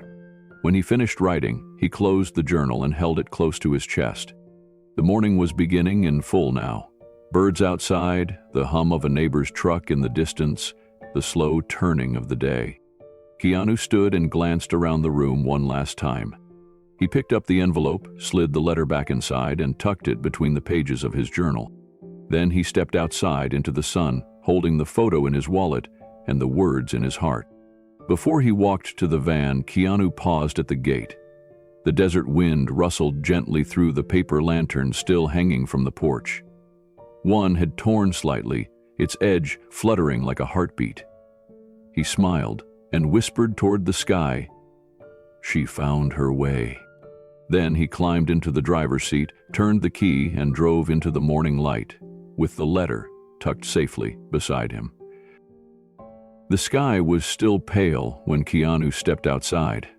The early morning sun hadn't yet crested the hills, and the world felt suspended, like it was holding its breath, waiting.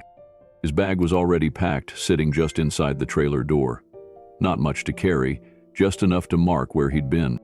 He stood on the porch with a mug of tea in one hand, watching the light begin to warm the horizon. Birds chirped softly, greeting the day without urgency.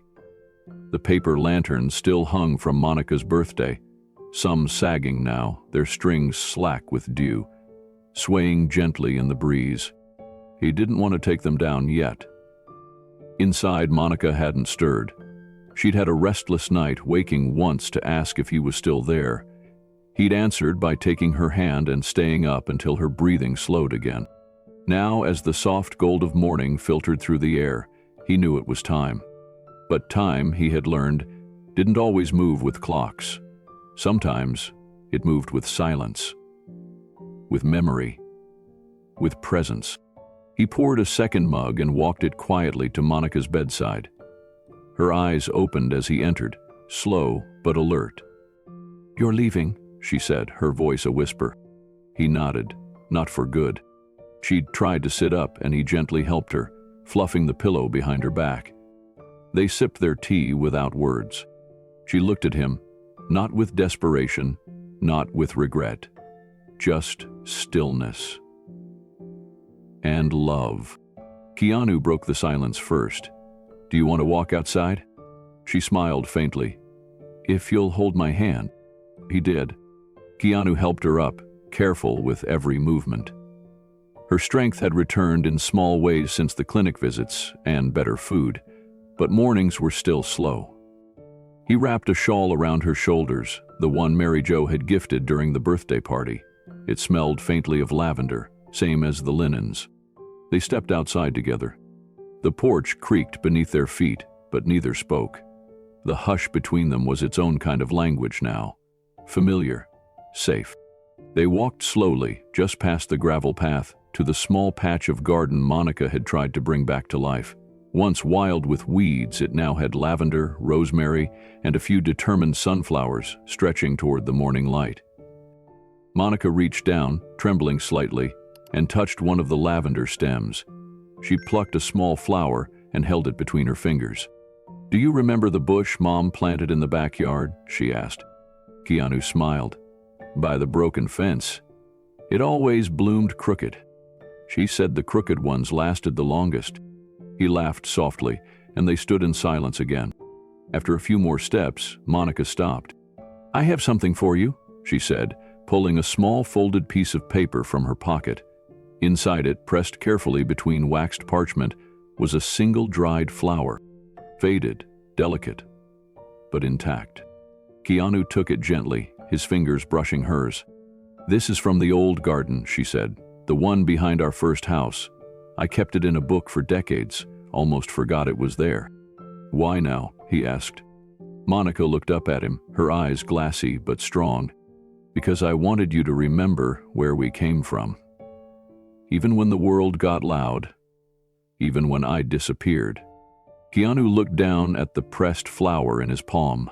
The edges were brittle, the color nearly gone, but somehow it held more meaning than anything else she could have given. He tucked it into his wallet, right next to the photo she had left him in the letter. "I won't forget," he said softly. She nodded. "Don't forget who we were." "Never."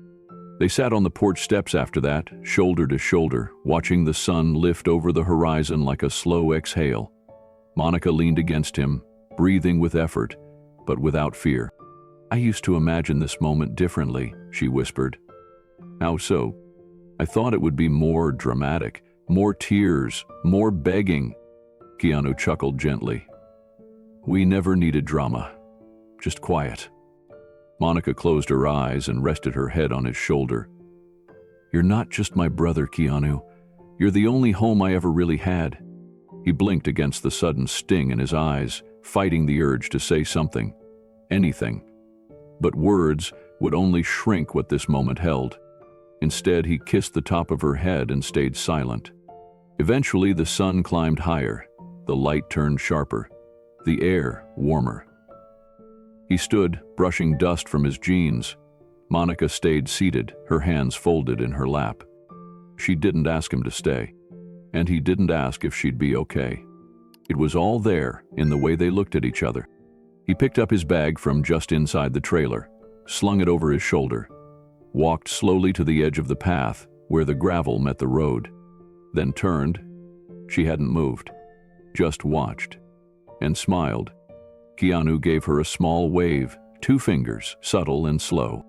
Then he climbed into the van. The engine turned over gently, and he waited a moment before pulling away, as if giving her a final chance to call out. But she didn't. She just kept watching. As he pulled onto the dusty road and drove slowly away from the trailer, the rearview mirror caught her silhouette, growing smaller in the distance, then blending into the light. He didn't look away for a long time. The road stretched ahead, empty and sunlit, but his thoughts lingered behind. The flower in his wallet, the photo, the letter. 3 tiny things. Yet together, they held a lifetime. As the miles passed, Keanu didn't turn on the radio. He didn't need music. The silence hummed with meaning now, filled with echoes of shared laughter, whispered confessions, the creak of old porch boards beneath tired feet. He passed through small towns and long stretches of desert, stopped once for gas and a bottle of water.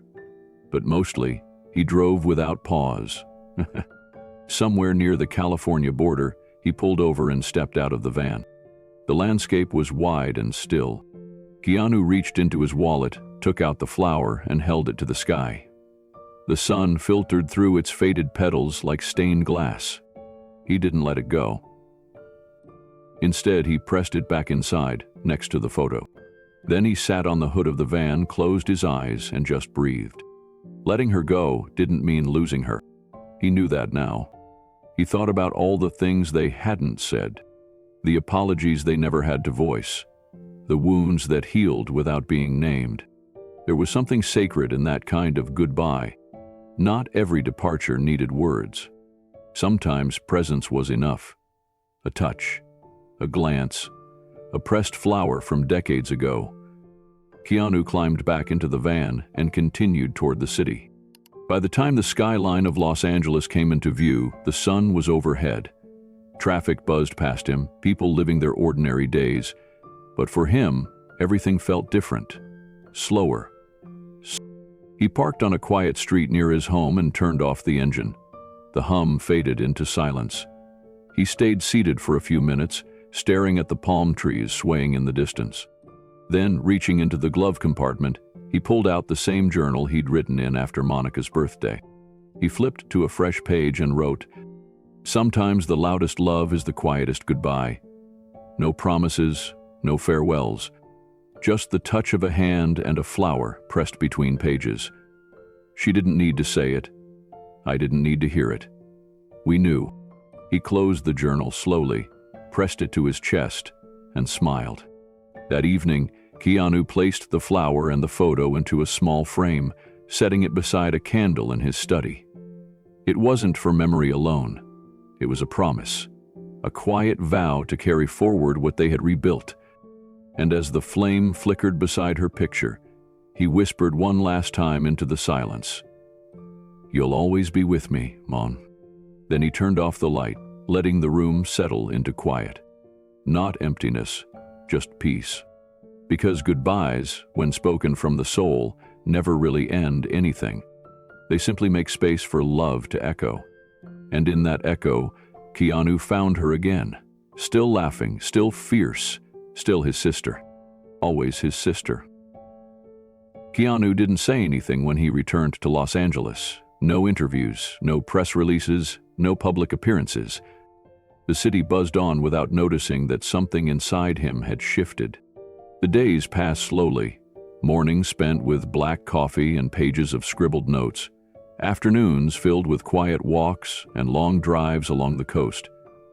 At night, he would sit in his study, the candle beside Monica's photo flickering in the stillness. He'd kept his promise to never forget. But remembrance for Keanu wasn't just a feeling. It had to be an action, a movement, a continuation of the grace Monica had found in her final season. So, one morning in late May, he called Elliot. "I need your help," he said. Elliot didn't ask questions. He just listened as Keanu outlined what he wanted to do. A private foundation, its sole mission, to support women facing the same silent battles Monica had fought: medical debt, recovery, and shame. The kind of women who didn't fit neatly into headlines, the ones no one was writing stories about, the ones who slipped through cracks and still held their heads high. Keanu wanted them to know they weren't alone, that someone had seen them, even if from afar, even if only through Monica. He named it the Monica Project. No last name, no official affiliation, just a simple title printed on discreet correspondence and tucked behind a digital wall of privacy. The first grants went out within weeks. Small amounts quietly deposited. Rent assistance, clinic bills, recovery transportation. Grocery cards sent with no return address, only a note that read, "You are not forgotten. You are not alone." Keanu never visited the office. There was no ribbon cutting, no plaque. The foundation operated out of a nondescript workspace in Westwood, staffed by a handful of women who had once been on the other side of that letter, now choosing to give back. Every story that came across their desks reminded Keanu of Monica in different ways. A former waitress in Oakland struggling with stage 3 breast cancer who couldn't afford treatment. A single mother in Phoenix facing eviction after escaping an abusive relationship. A school teacher in rural Nevada who admitted in her application, "I don't know how to ask for help, but I think I might deserve some." Each letter was read, each application considered, and no one who asked with sincerity was turned away. Still, Keanu stayed out of it publicly. It was never about him. He didn't need the credit. He just needed the promise to keep breathing. And it did. Slowly, it started to spread. Elliot called one afternoon just before sunset. "We've started getting letters," he said. "Not requests, just letters." Keanu raised an eyebrow. "From?" "Women, families, strangers. They're all addressed to Monica. Most don't know who she is, but they write to her like they do." That evening, a brown envelope arrived at his doorstep. Inside were 20 handwritten letters, each one scrawled with ink that trembled with vulnerability. He read the first. "To Monica, whoever you are. I don't know how your name found me, but I was ready to give up last month. Then someone paid my clinic bill, and I cried for the first time in years, not from pain, but from relief. Thank you." Another read. "I was ashamed. I thought I was broken. But then I got a grocery card in the mail from a stranger who believed in me. I don't know who Monica is, but she saved me." One letter, barely legible through smudges of tears, simply said, "I thought no one saw me. Then I met you." Keanu read each one twice, some 3 times. His hands shook by the end. Tears slid down his face, not loudly, not with sobs, but quietly, like a prayer being answered in slow motion. These women didn't need to know Monica's face. They knew her story. They felt her strength. And through her, they found their own. Eventually, Keanu asked Elliot to start including one extra thing in the envelopes they mailed: pressed lavender. It was Monica's favorite. The team began drying the blooms themselves, tucking a single sprig into every letter sent, every gift given. It wasn't explained. It didn't need to be. One client wrote back, "I opened the envelope and cried. I haven't smelled lavender since my mother passed. Thank you for seeing me." Another included a photo of a child holding the tiny bloom to her nose. Over time, the scent of Monica spread further than Keanu could have imagined, across towns and cities, through pain clinics and halfway houses, into hospitals, shelters, school offices, and kitchens where lights stayed on a little longer because of one quiet act of kindness. A social worker in Portland left a voicemail on the foundation line, her voice cracking. "I don't know who Monica is, but she made my client feel like a person again. That's more than I've seen in years." Keanu listened to that voicemail 3 times, not because he needed affirmation, but because it reminded him of Monica on her birthday, surrounded by faces she thought had forgotten her, holding a scrapbook full of strangers who knew her soul. Her legacy wasn't just in what she overcame, it was in what she inspired. Late one evening, months after the foundation began, Keanu visited the office in Westwood. He didn't schedule a meeting, didn't warn the staff. He just showed up as the sun dipped behind the buildings, his cap pulled low, sunglasses on, walking softly as if trying not to disturb the air itself. The building was quiet. Only 2 women remained, sorting letters, preparing packages. They didn't recognize him. They didn't need to. Keanu walked past the reception desk and into the small common room where the staff pinned anonymous thank you notes to a corkboard. Dozens were tacked there, some written in crayon, others typed and folded like secrets. In the center was a framed quote in simple calligraphy. "She reminded me I mattered. That was enough." He stared at it for a long time. Then, without saying a word, he placed something beneath the frame. A small, silver locket. Inside was a photo of Monica and Keanu from the birthday party. She was laughing, head tilted back, eyes shining in the dusk. He left no card, no inscription, only the memory. Then he turned and walked out, letting the door close quietly behind him. The women would find it the next morning. They would never know who had left it, but somehow they would understand. Back home, Keanu lit the candle beside her photo again.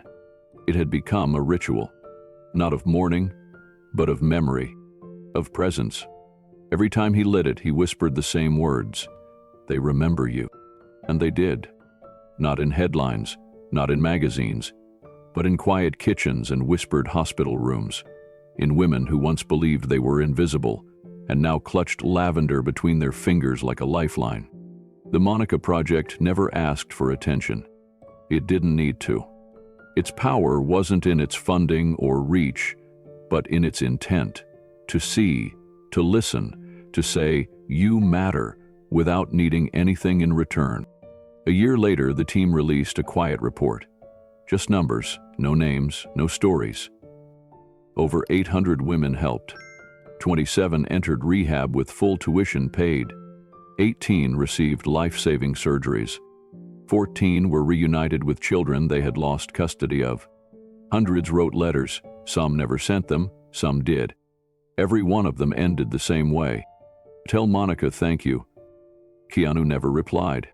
He didn't need to. Instead, he folded each letter, tied them with ribbon, and placed them in a wooden box beneath her photo. Not to archive them, but to honor them, to remind himself of the promise, and the woman who made it worth keeping. The sky was streaked with pink and lavender when Keanu pulled into the familiar dirt driveway 6 months later. The trailer looked the same sagging screen door, same handmade wind chimes, but something felt different, almost unspoken. There was a warmth in the air, not just from the Arizona heat, but from something deeper, something alive. Monica opened the door before he even knocked. She looked better, stronger. Her face was still thin, but her cheeks had color. Her eyes, those same gray pool eyes he remembered from childhood, held clarity again. And when she smiled, It was no longer the fragile smile of someone bracing for goodbye. It was real, rooted. "You came back," she said, stepping outside slowly, her oxygen tank now replaced with a small inhaler clipped to her waistband. Keanu opened his arms. She walked into them. The hug was firm, balanced. Not him holding her up or her falling into him, but two people standing in shared strength. "I missed you," she whispered into his shoulder. "I missed you more," he said. They sat on the porch as they always did, sipping tea, letting the stillness speak first. It was Monica who broke the silence. "I have something for you." She stood slowly, went inside, and returned with a small wooden box. Keanu recognized it instantly, the same one that had once held her keepsakes from childhood. Stickers, letters, ribbon barrettes from the ADS, old cassette tapes. She opened it carefully and lifted out a photograph encased in a plastic sleeve. It was their childhood photo, the one Monica had given him in her letter months ago, but this copy was a duplicate, clearer, less faded, perfectly preserved. He looked closer. "I found the original," she said softly, "the one from Mom's old camera. I wanted you to have the best version." Keanu took it in both hands, overwhelmed by the detail. Their younger selves grinning wildly in front of the crumbling house, arms slung around each other, wild hair and scraped knees. "It's beautiful," he said. She nodded. "So are we." Then she looked at him, mischief rising. "Let's take another one." Keanu blinked. "Now?" "Yes," she grinned. "I want a matching photo. Then and now. Same pose. Same spirit." She handed him her phone. "You have long arms, movie star. Make them useful." They stood side by side in front of her trailer, Monica holding the childhood photo in both hands, Keanu's arm slung casually around her shoulder. He counted quietly. 1, 2, click. A moment frozen. New time, new chapter. Same heart. They sat back down on the porch steps, looking at the two photos, side by side, on Monica's phone screen. "Well," she said, squinting, "we've aged a little." Keanu laughed. "You mean I've aged? You look exactly the same." "Liar," she said, elbowing him. "But thank you." They zoomed in on the old picture. "Remember that shirt you're wearing?" Monica asked. "You refused to take it off for a week. It had ketchup stains." "I still have it somewhere," Keanu said, chuckling. "You do not." "I do. It's in my garage, in a box labeled Monica's stuff."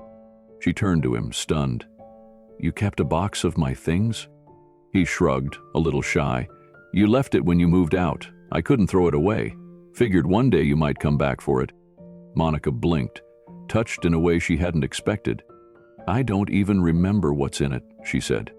"Me neither. But it felt like part of you." They sat in the quiet again, the wind soft around them. "I want to frame this new photo," Monica said. "I want it hanging in the kitchen, so if I ever get moody again, I can look at it and remember who pulled me out." Keanu smiled. "Deal." A week later, back in Los Angeles, Keanu walked into his private studio, the one place untouched by press tours or production meetings. It wasn't grand, just 4 walls, a few old movie posters, and a weathered couch where he sometimes fell asleep reading scripts.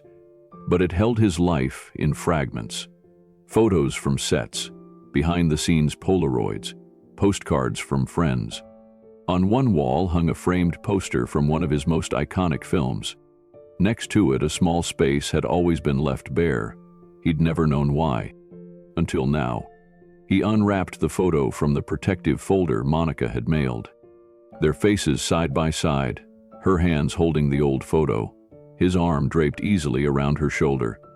Their expressions soft, full of something beyond joy, something like peace.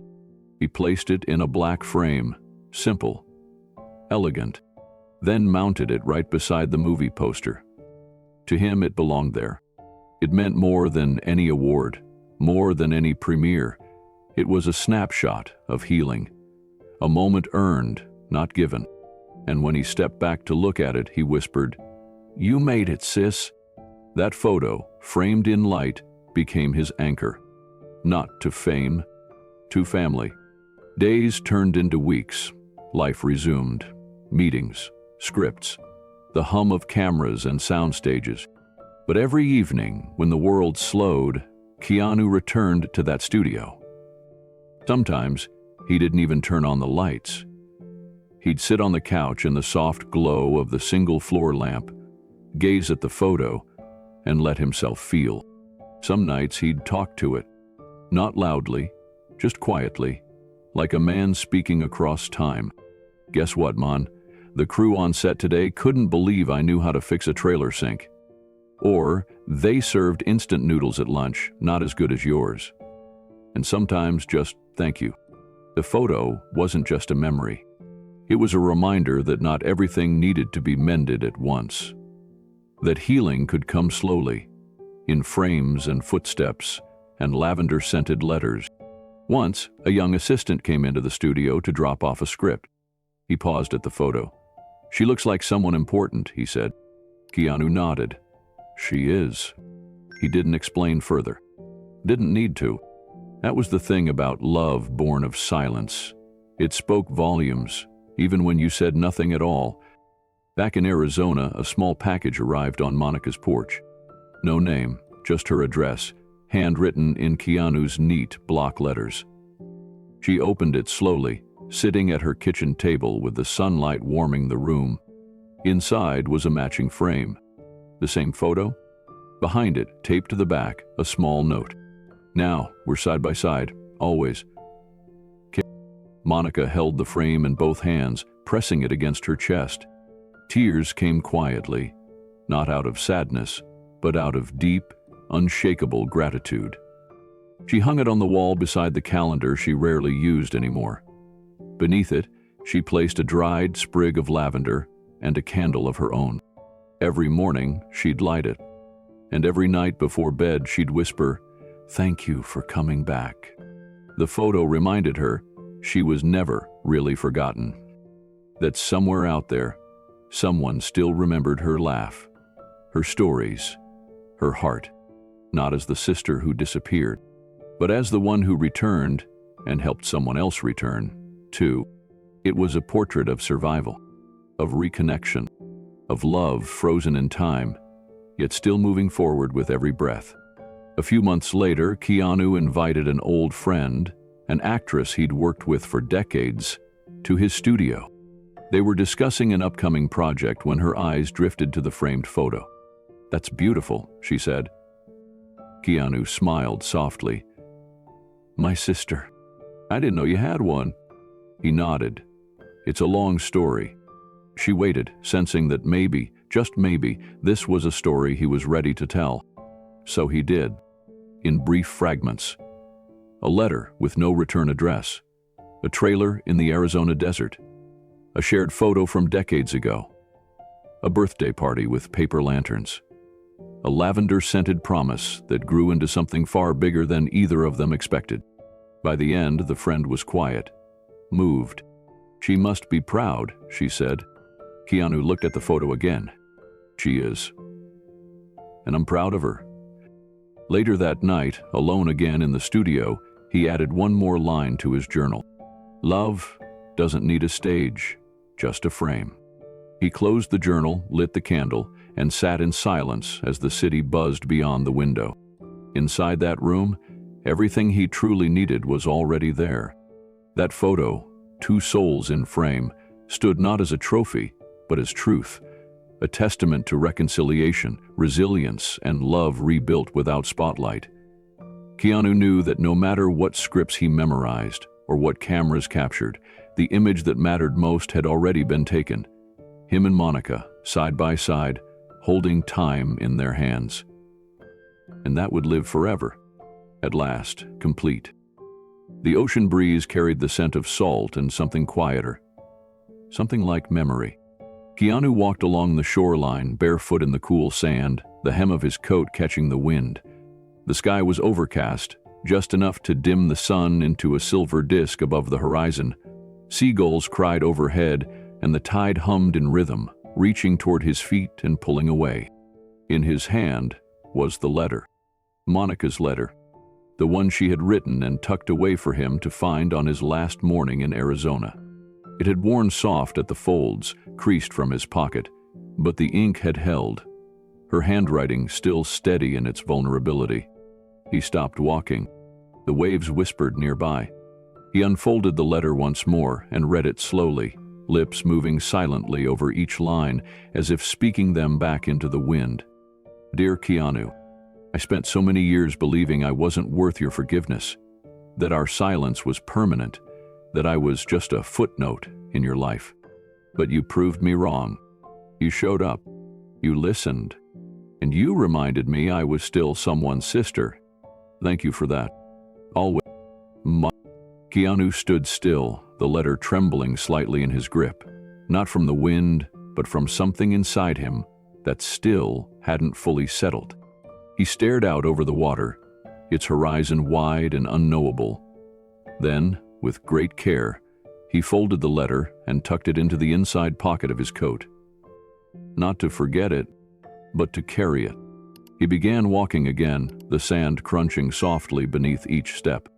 In all his travels, all the distant countries and sound stages and hotel rooms, he had never taken a journey quite like this one. There had been no cameras, no choreographed stunts, no awards at the end. Just a sister, a letter, a porch, and a memory. And yet, it was the most important one of his life, because it wasn't about distance. It was about healing, about finding the thread between two hearts that had once been pulled too tight, then learning to loosen it, to let it breathe, to forgive.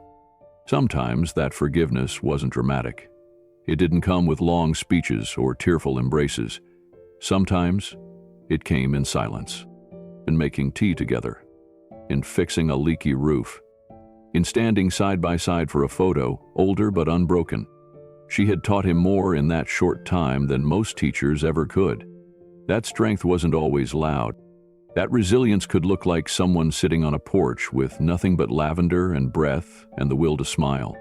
That legacies weren't about headlines, but about moments. He thought of the Monica Project, the women who wrote to her, the candle he still lit every night. All of it born from one act, a letter sent without expectation. A goodbye that became a beginning. Keanu reached a quiet cove in the shoreline, a place he often visited when he needed to think. There were tide pools scattered along the rocks, small reflections of the sky above.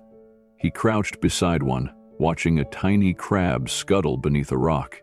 Life going on. He thought of Monica's final line. You reminded me I was still someone's sister. He whispered the words again, aloud this time, letting them rise and dissolve into the sea air. Then he sat on the warm sand, elbows on his knees, chin tilted toward the sky. And for the first time since her letter arrived, he didn't feel like he was carrying something heavy. He felt lifted, light. The waves stretched out before him, endless and ancient. He stood again, brushing sand from his coat. As he turned back toward the direction he came, the breeze picked up slightly, brushing past his face like a whisper from another time. His voice, quiet but steady, filled the moment, not in conversation, but in reflection. Sometimes the greatest journeys don't happen across oceans or deserts, he said.